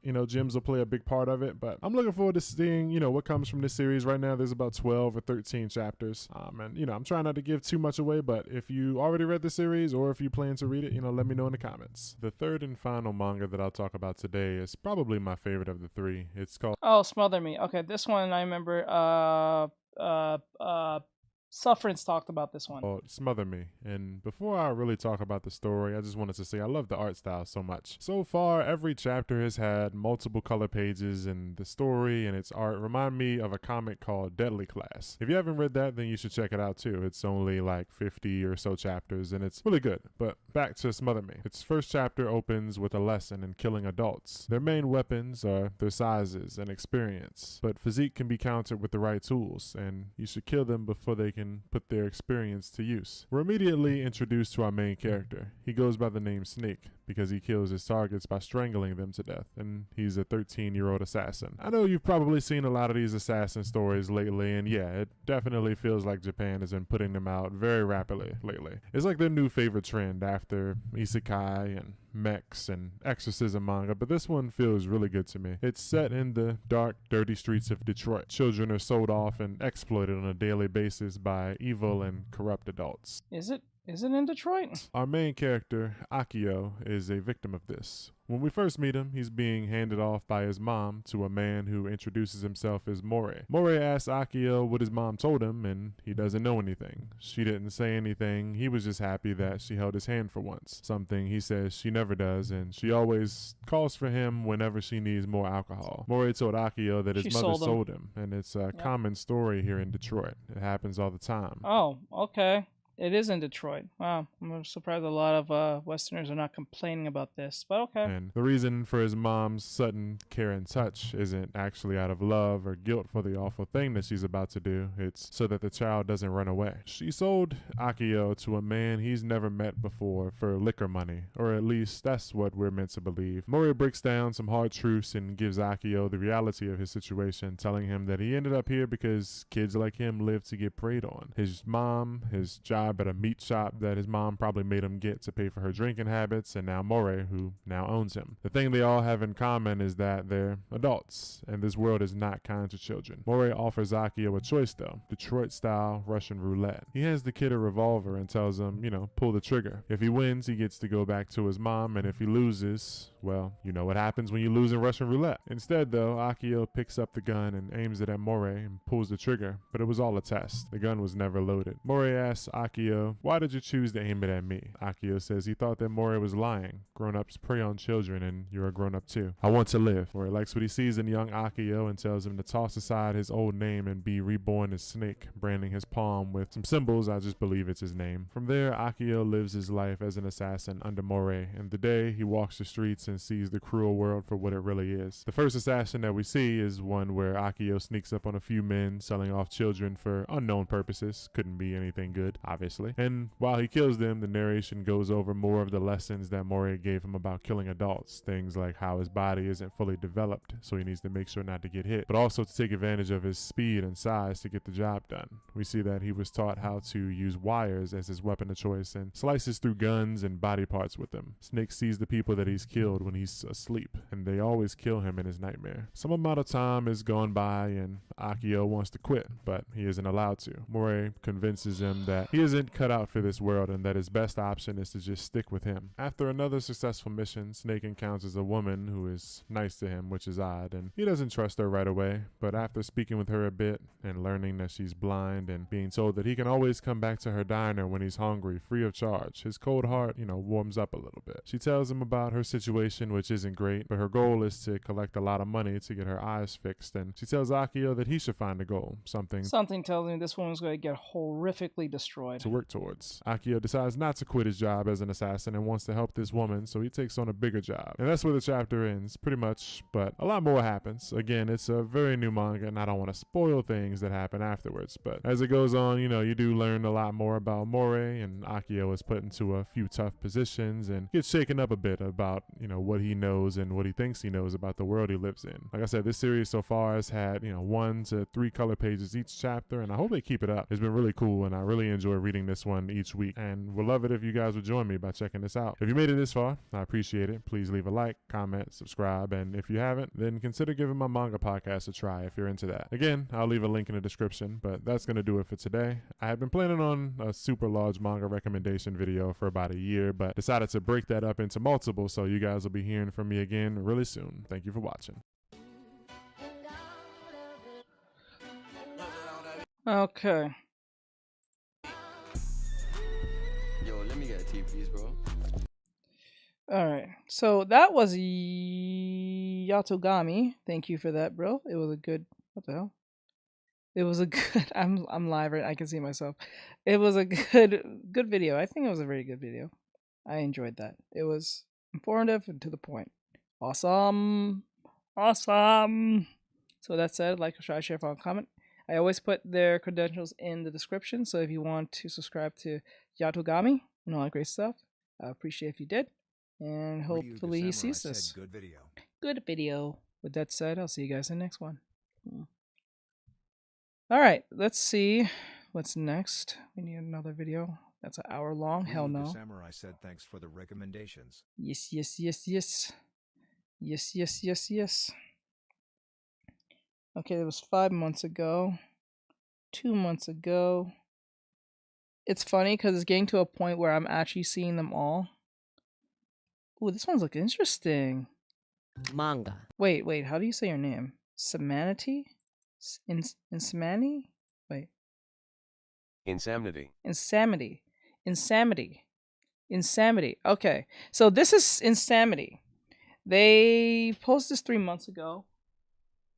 They have 165 subscribers, pretty barely new, and they made a video called Some Finished Manga Recommendations. So we're going to see what this is about and see where it goes. Now, remember, these videos, these manga videos, recommendation videos will be going on the reactionary videos. So they will not be on the main channel. Anything art related will be on the main channel. Anything that is outside of that will be on the reactionary channel. So just to give everyone a heads up. So let's see what Insanity, am I saying that right? I think I'm saying it wrong. But anyway, let's see. And I hope I didn't butcher your name too much, but let's check it out. Manga. I really like manga. To the point I've read more manga than I have watched anime this year. Not gonna lie, that needs to change, but anyway. I'm here to share with you 5 manga that have stuck with me. Stories that I feel need more love. Because seriously, I've barely seen any discussion about these online at all. So let's change that. And don't worry, all of these are already finished. So no need to experience the pain of waiting for a new chapter. So I encourage some browsing. I'd say I have a variety here, but you'll be able to tell which genres I favor. And let me know in the comments what you think of them. Without further ado, let's get into this, shall we?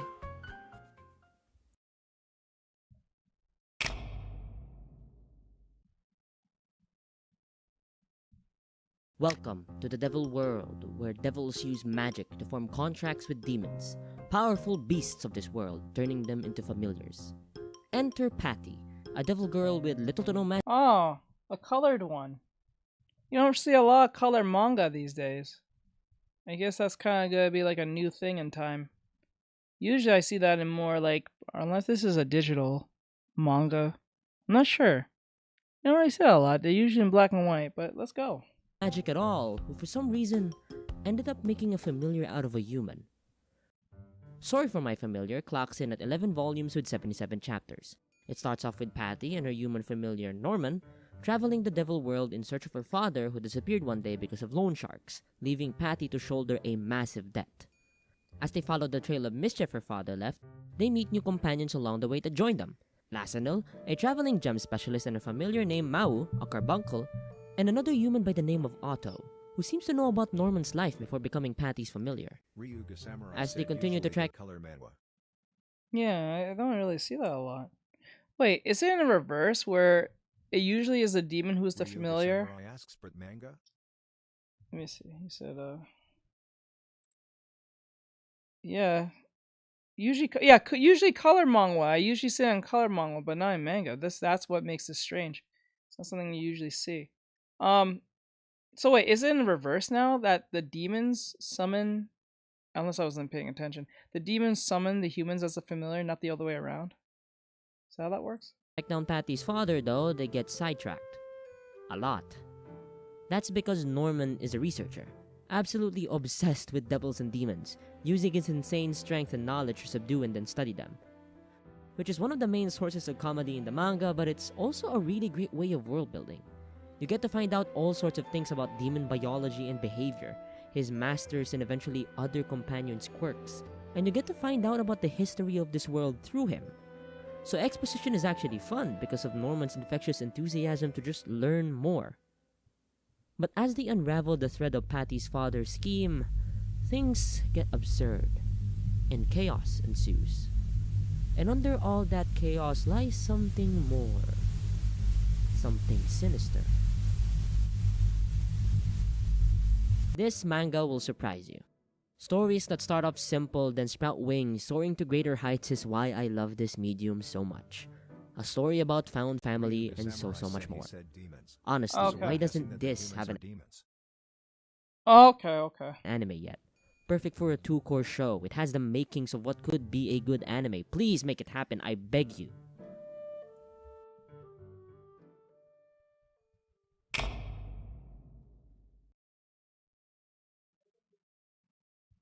Have you ever found yourself thinking you need to explain why you love something?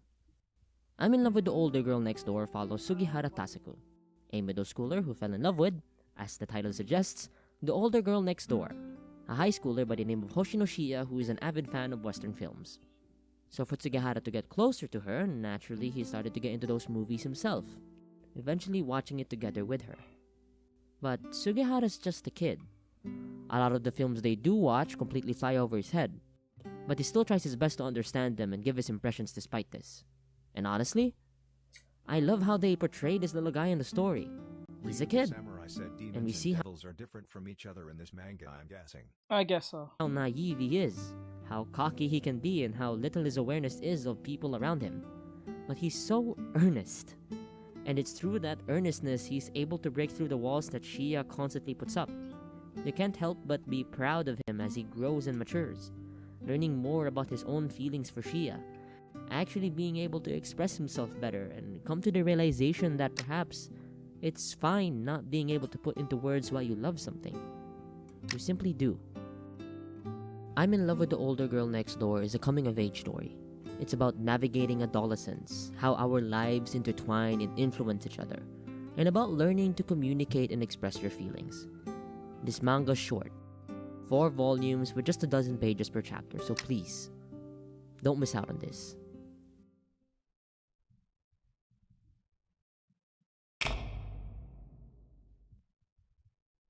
What the? Sachi's monstrous appetite centers on a pair. Ah, this art style. This art style right here takes me back. It reminds me of like, it looks similar to like Love to Rue. To Love Rue, I think. Bro, this is like 2010 or like 07 type art style. Very like over the top, very sharp. My God. Funatsugi Makie, a junior high student and a great cook, and Mitsuhara Sachi, an upperclassman who's constantly hungry. And oh yeah, she's also sort of a monster. Specifically a Watari, these mysterious creatures that live led by their desires and are either pretty harmless or will literally kill you. And for whatever reason, ever since he was a child, Makie had this scent to him that attracted these creatures. And it seems his encounters with them have only gotten worse over time. So Sachi has taken it upon herself to protect him from other Watari who plan to eat him. And it puts into question, is there really a difference between humans and Watari? This manga is a lot. Despite clocking in at just 6 volumes, I find it a struggle to actually talk about, because I feel like I dig into it too much. This is one of those manga where the experience of reading itself is the best part. This has such a unique premise and it has so much heart. So many moments of tender warmth juxtaposed with ridiculous antics. It has such a different vibe compared to a lot of what I've read. And the art? Man, the art is phenomenal. Chomaran, the mangaka, has such a strong sense of style. And the way he paces this manga makes for some of the most impactful pages that have stuck with me for years now. And it's also filled to the brim with fetishes, which makes sense when you know the artist and what other stuff he does. You know, you can look at that on your own. I'm not gonna say much more. I'd rather not rob you the experience of opening this bento box. Wait. Let me go back. I didn't see it. I'm sorry. I have to witness this. Stuck with me for years now. And it's also filled to the brim with fetishes, which makes sense when you know the artist and what other stuff he does. You know, you can look at that on your own. What the hell? I'm not gonna say much more. I'm not happy I'd with rather that. not rob you the experience of opening this bento box.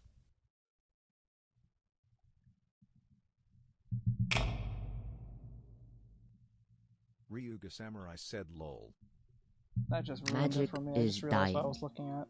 As the Industrial Revolution begins its stride and usher in a new era, magic and supernatural creatures are fading from the memory of humanity.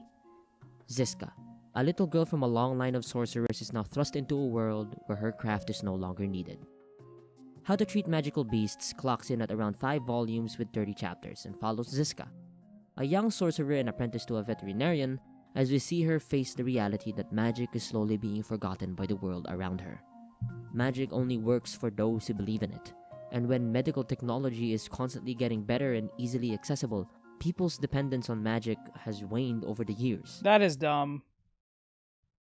I'm not gonna lie, that's kind of dumb. That's dumb. I think magic will do a way better job than actual stuff technology wise. I'm pretty sure magic is much more effective. That sounds dumb. But despite this, there are still magical creatures that roam the land that need help. And with the help of our master, Nico, they find ways to use both the technology of the present and magic to treat them. And that's what makes this manga so interesting. Exploring the relationship between magic and humanity. Magic and magical beasts would not exist if not for the stories that humanity has made in order to make sense of the unknown. Thus, their biology and existence are always intertwined with science and humanity's history. We get to know of their true origin and why there are stories about them, and see the difficulties they now face as humanity's ceaseless advance slowly demystifies the world around them. This manga's the kind where you lose yourself in its world. It's fascinating and honestly just a really comfy read. Slice of life fantasy is probably my favorite mix of genres ever, portraying daily life in a fantastic... Like magic, really. Tech is basically yeah, but explain wise. Well, then again, I guess you can explain magic too. If magic was real, there has to be some way to explain it to use it. So I guess so. I don't know. I think magic has more of a. Said picking stuff like electricity over magic is crazy work. That's what I'm saying. Like, if you have electricity in your hands, why would you? You know what I'm saying? Fantastical setting resonates with me a lot for some reason. I'll probably make a video about that at some point. Never have to pay the heating bill.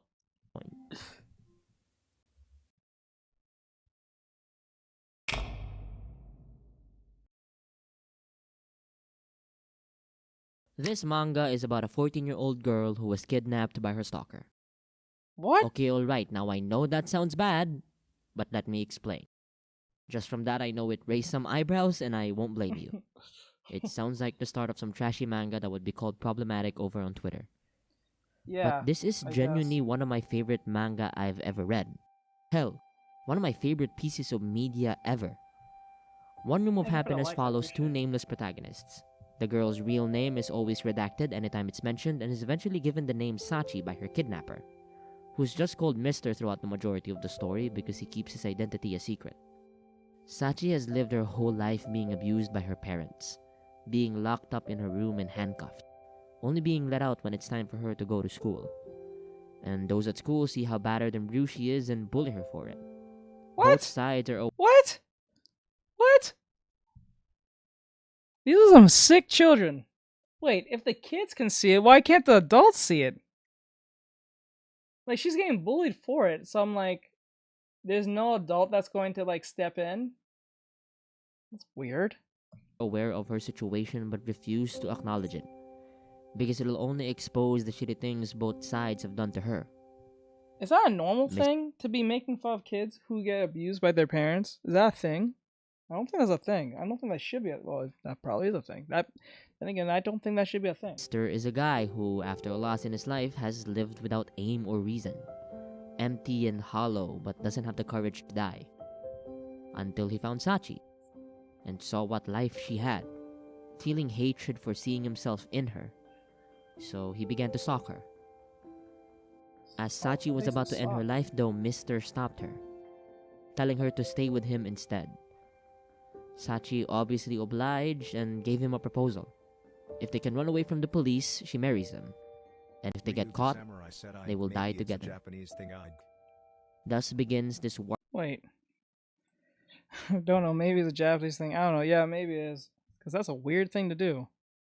And gave him a proposal. If they can run away from the police, she marries him.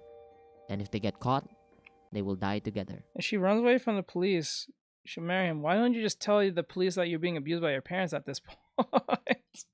If you're gonna run away with a stranger, might as well put these parents on blast. You know what I'm saying? Like, if you're right at that point, you was gonna jump in front of a car and then go with this random stranger and hide from the police, I would just at least put these parents on blast. I'm just saying. You know what I'm saying? Thus begins this warped relationship built on nothing but lies to each other and to themselves. This story acknowledges just how messed up the situation is. These two are clinging to each other out of desperation, wanting to have some semblance of happiness they either never had or lost. They both try to tiptoe around acknowledging it, hiding their true motivations from each other. But a little further into the story, they have to move from where they initially hid, and they finally get honest with themselves. Mr. really only took her in because of his own self-interests, to prove something to himself. And Sachi now doesn't want this warped relationship to end. Even if the happiness she's gained from Mr. is fake, she would do everything in her power to protect it. So they continue to keep the charade up, saying they're staying together because of their own self-interests. Around the same time though, we are introduced to a pair of private investigators hired by Sachi's mother, who have a hunch that there's more to this kidnapped girl case than meets the eye. So they follow Mr. and Sachi to their new hideout. And they start challenging the idea that the relationship is truly about their self-interests. I'm gonna be real with you. This part of the video has been written more times than I can count. Because every time I tried to explain this, I just felt like I came off a bit insane. Which is funny, that's literally in my name, but I can't help myself. This manga is so special to me. Yeah, the premise is questionable on the surface, but beneath that is such a compelling story about forming bonds, trust, and love. And no, not the romantic kind. This isn't a romance. It's just true, unconditional platonic love. This author had such a strong vision for what story they wanted to tell and wasn't afraid to go deep and dark with it. And they It's only platonic? Man. Handled all of it with so much grace. If you're only ever going to be reading one of the manga I've talked about here, let it be this one. All I can really say— Talk about being friend-zoned hard.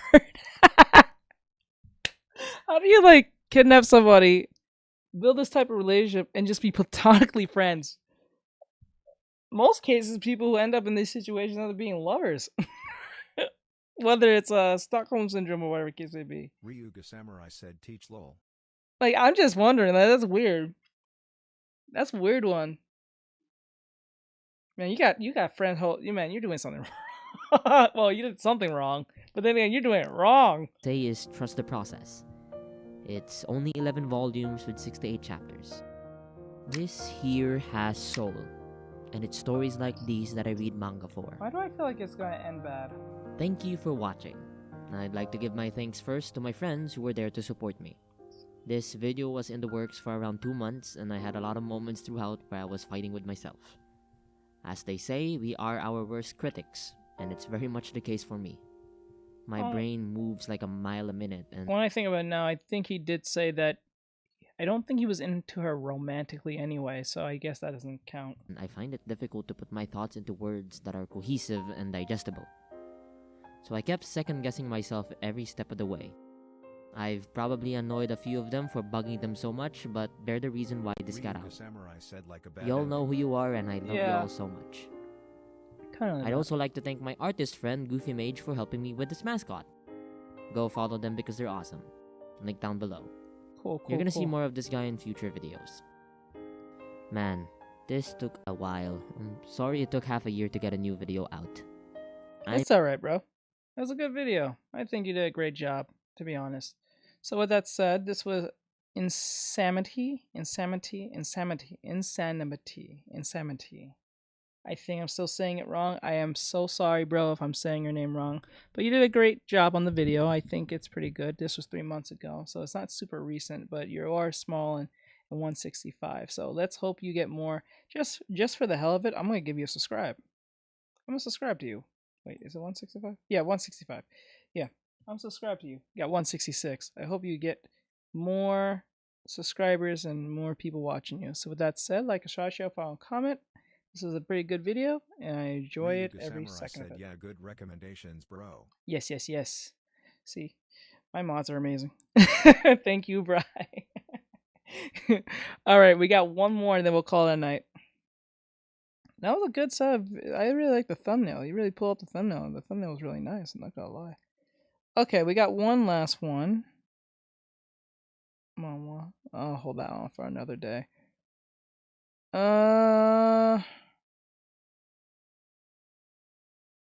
I just don't have a problem with Mama, but something about Mama just throws me off sometimes.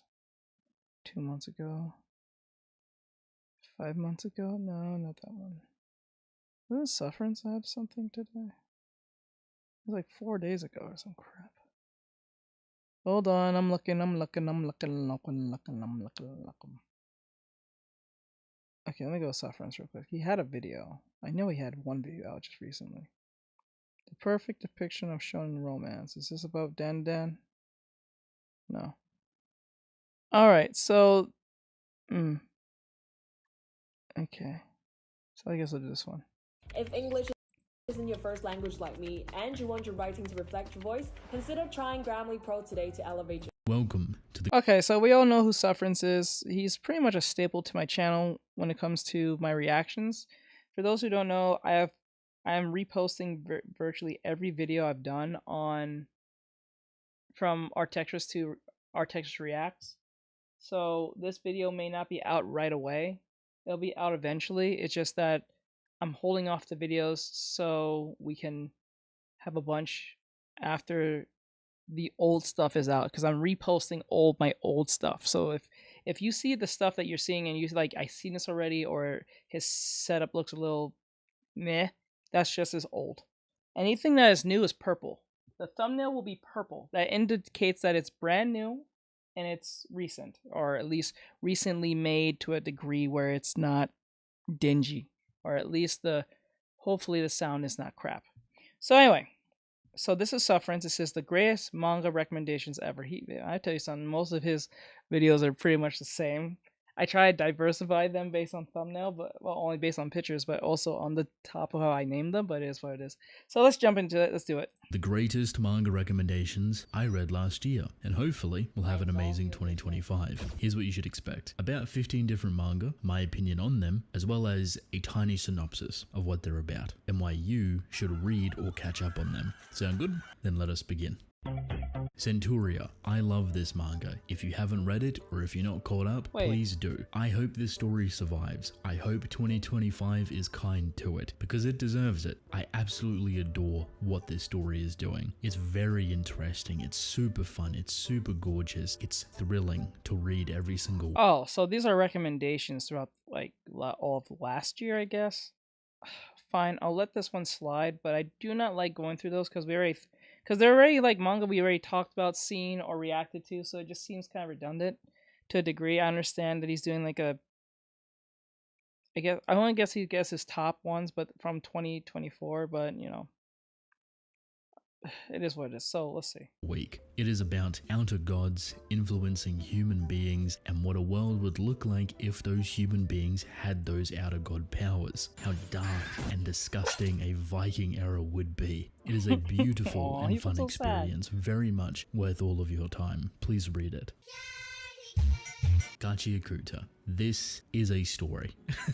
This is a great story, a great experience, beautiful artwork. Honestly, it's such a phenomenal thing to read every single week. Visually, it's probably the most enticing thing you'll see every single week, and honestly has so much range and potential to be absolutely huge. This has an anime coming this year, I believe, and I hope it gets the reception it deserves. Fun and lovable characters, a beautiful, hearty, mysterious story, and a very identifiable and thriving world that's incredibly unique. Gachi is about two worlds colliding together. One is pristine that lives high above the clouds, and below it is quite literally a dump site. But people have been thriving there. Well familiar with this one. Yeah. They've built communities, and they've garnered a power that hones around an object that is special to them. The more special that object, the more specific and distinct that power could be. This dump site is filled with a ton of mystery, a ton of death, and a ton of monsters.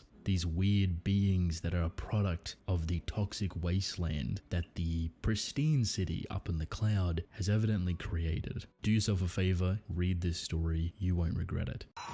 Smother Me, arguably the biggest surprise of last year. Didn't really know I needed this story till it fell into my lap. It's brutal, it's messed up, it is disgusting. But the way it's drawn is so compelling, it feels refreshing, it feels unique, and it leaves this aftertaste that makes you come back. Narratively, it is strong, very early within its groundwork, but it has a ton of potential, both in its characterization and its overarching story. It takes place in a brutal city known as Detroit. This city is not kind to children. It's filled with mobs and gangs and hitmen, assassins. Pretty much every horrible, disgusting thing that you can think about is within this city, and children are the specific factor that get the worst out of it. So rightfully, we follow a young boy navigating through that city. He's a hitman, an assassin, a trained, cold-hearted killer that wants to take this world and flip it on its head, using everything that he has learned, but also evolving further into a functioning human being, one filled with kindness and love and forgiveness. That will not be easy in a world where death is so common and someone raised to be that killer. I think this will surprise a lot of people. It's very much worth your time.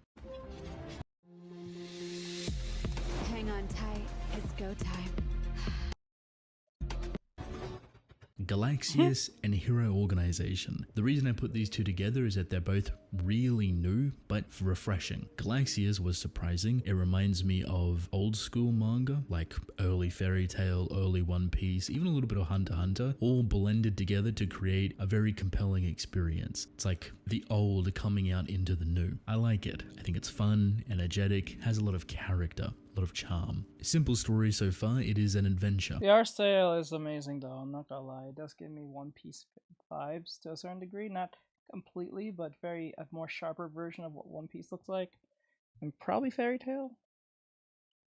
Two characters traveling to different islands, uncovering secrets, and really filling out this big, grand, fantasy-driven world that surrounds it. It has a lot of potential to be absolutely huge, and I'm excited to see it do well. Hero Organization surprised me because it has like 3 twists at the beginning of its story, like the first 5 chapters. And those twists are so compelling that flip the story kind of 180 back on itself every single time. Originally, I didn't think I'd like it because it has mechs in it. I'm not a big mech enjoyer, nothing against it, just not my cup of tea. But surprisingly, for me, it's not really mechs itself, it's just the stylization, and if it looks too generic, then I don't want to watch it. But if it's like something like Gurren Lagann or like Darling in the Franxx or like Kill la Kill, then I can vibe with it. But like when it's like well, these are probably all the 3. And Fooly Cooly, they're all probably much from the same people. Said these clips never gets old, rolling on the floor laughing. I know, right? The clips never get old. I don't mind them, but like when it's like really generic-ish, I'm like, nah, I'd rather just watch Gundam. I've been digging it. I think it's really fun. I love the sinister undertone that it has. I love how it's drawn, and it too has a lot of potential. So far, the story is kind of espionage light, spy thriller. It's probably the wrong way to put it. Basically, this kid becomes a mech pilot. He joins the military. He flies one of their mechs in space to fight these alien creatures. But really, his goal is a lot more complicated, a lot more politically driven, a lot more corruption driven, and he's trying to figure out all of the ins and outs of this so-called hero organization. It's a fun time, and I think it will catch people off guard. Ichi the Witch has been so good, so fun, so memorable. It's so early within its story, yet I think easily it's going to have the biggest 2025. Hands down, I think it's the next big thing, both manga and anime front, alongside a couple of others. If you have not read this story, or if you're a little bit unsure because it's witches and magic, etc., please just give it a chance. The writing is superb, the artistry is perfect and gorgeous. It has everything that you want, and it continues to better itself even so early on. I'm so excited to see where it goes and what happens next. It's a magic story at heart, but with a twist. So the world is filled with all of these wonderful magical elements, but it's only for women. So when a boy comes in who is a hunter at heart, someone that's lived on a mountain and hunted animals all of his life, suddenly becomes a witch, the first male witch, how they put it, it shakes up the whole structure of this world. And very quickly they have to adapt to changing times. Do not sleep on this one. You won't regret it. Danadan has probably had the strongest year out of all of these series. When you combine its manga and its anime together, oh geez, what an experience. Like barely anything could compete with that. Now is the best time to start, continue to catch up on Danadan, both its manga front and its anime. Everything about this story, about this show is superb. It offers so much, such beautiful, lovable, comedic characters that you can fall in love with and just see how they grow over time, but really creatively. It's giving you something that no other story is giving. So many unique ideas and an endless amount of creativity. Every single arc, this author impresses me with how much they can conjure up in their brain and utilize it to its fullest potential. Danadan is a curse, spirit, alien story with a bunch of kids trying to figure out what these things are. They get entangled in this galactic warfare between curses and aliens, and some of them start to get abilities. So together, they have to navigate this weird, wacky world that throws all of the rules out the window. Honestly, one of the funnest times you will have. Please read it. Thank you, thank you. POV, you wanted to watch the game, but only found hot moms and sexy singles forever. The Bugle Call. I did not know what this story was about. I seen people talking about it, I read it, and I do not regret it. Talk about surprising. I don't think a lot of people know about this story just because it has no marketing whatsoever, so here you go. This story is fantastic. If you ever wanted... I am drawing Luffy right now, trying to get this AnimeArt ready for, I would say, Saturday.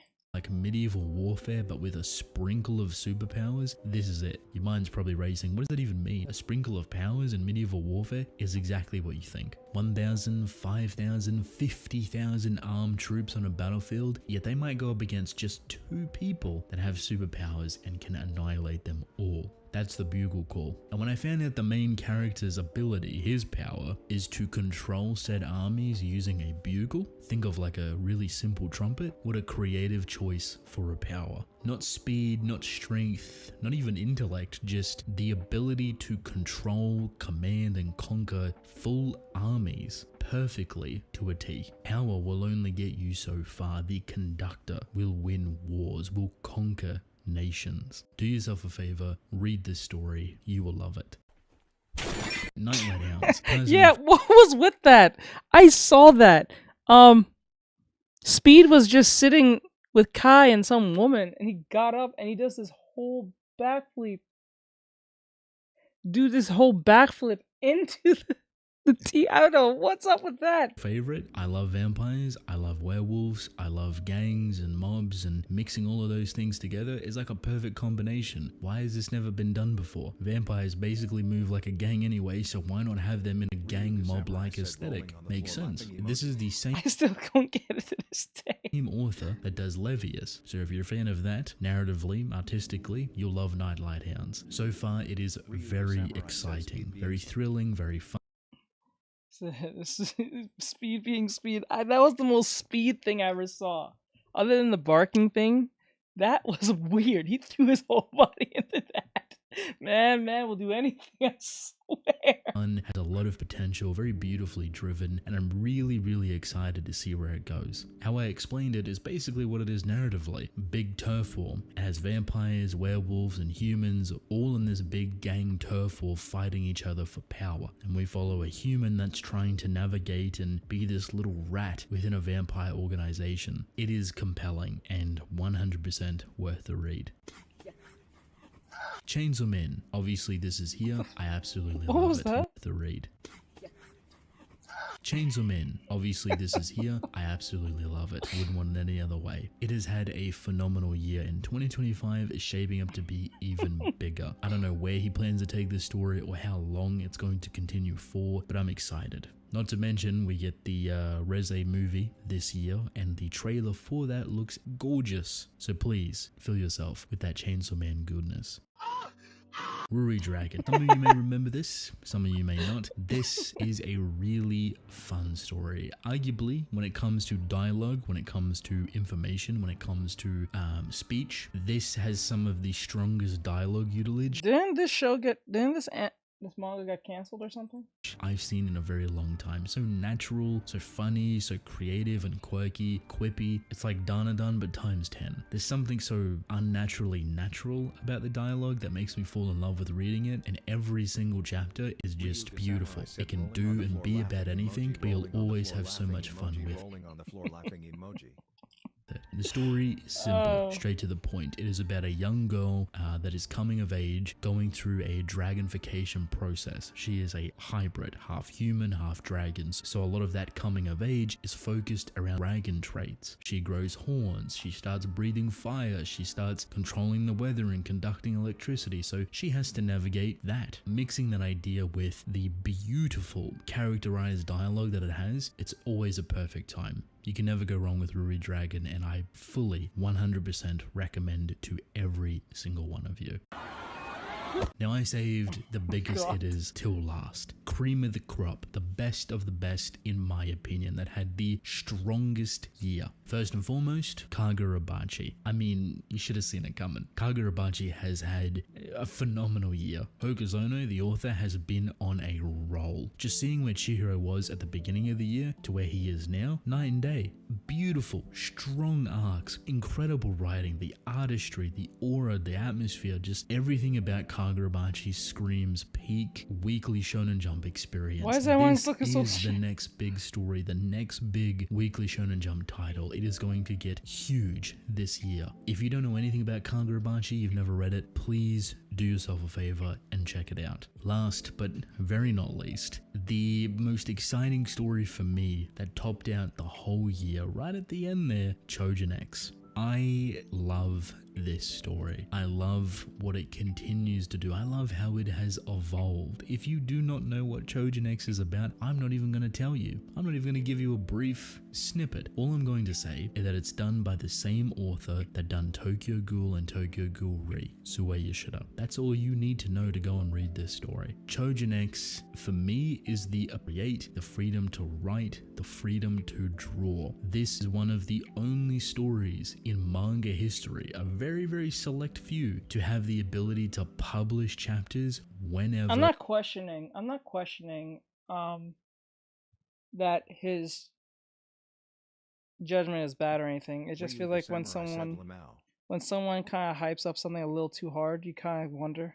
However, and no, I'm not saying that he's getting paid or anything. It just feels kind of a little too much. Wants them to be. That means no release schedule, no certain amount of pages in a chapter. More importantly, no editors. Realistically, Chojin X at its core is Sue Ishida. No consistent outside influence or rules or restrictions, just straight passion for storytelling and manga creation. And you can tell the work that has gone into these characters, the work that has gone into the lore, the world, the artistry is absolute perfection. Some would say that Tokyo Ghoul is his magnum opus, but I'm gonna be honest, I think it's Chojin X. I think it represents everything that Sue Ishida is, what he's known for, what he's good at, but more importantly, what he loves himself. What he wanted to accomplish within Tokyo Ghoul and Tokyo Ghoul Re, what he failed to be able to provide in those stories, he is doing it here and 10 times. Is it?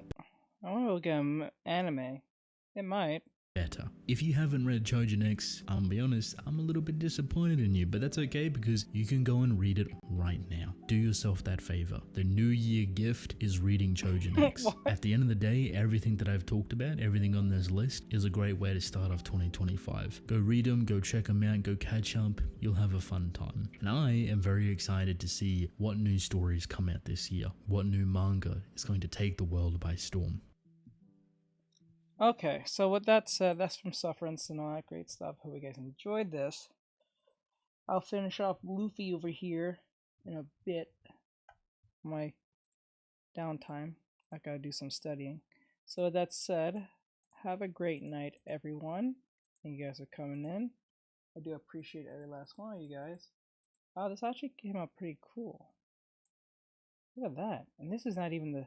This is not the final stuff. I have to retrace this again to give it more of a cleaner look, but this looks pretty awesome. I probably might even make this into a sticker. Majority of my drawings are looking pretty good lately. They've been looking kind of stickerish most cases, but like look pretty good. I think we're getting high. Better. Yeah, I'd about it getting an anime yet. Let's hope. Let's hope. Let's hope. All right, guys. So with that said, I'll see you guys in the next one. Thank you for coming in. I do appreciate it. All that great stuff. I'm going to jump off. Thank you guys. Thank you, Bri. Thank you, everyone. Thank you, Sufferance. And you guys, check out Sufferance in the descriptions below. All that great stuff. If you like his stuff, if you like his commentary, I like his commentary. I think it's fun. And I like his videos when he puts all the memes in there. Just how it keeps it hard to keep things serious. It is what it is. Samurai said good night, why? All right, night, bro. Samurai said everyone. All right, night, guys. Have a great night. I'm out.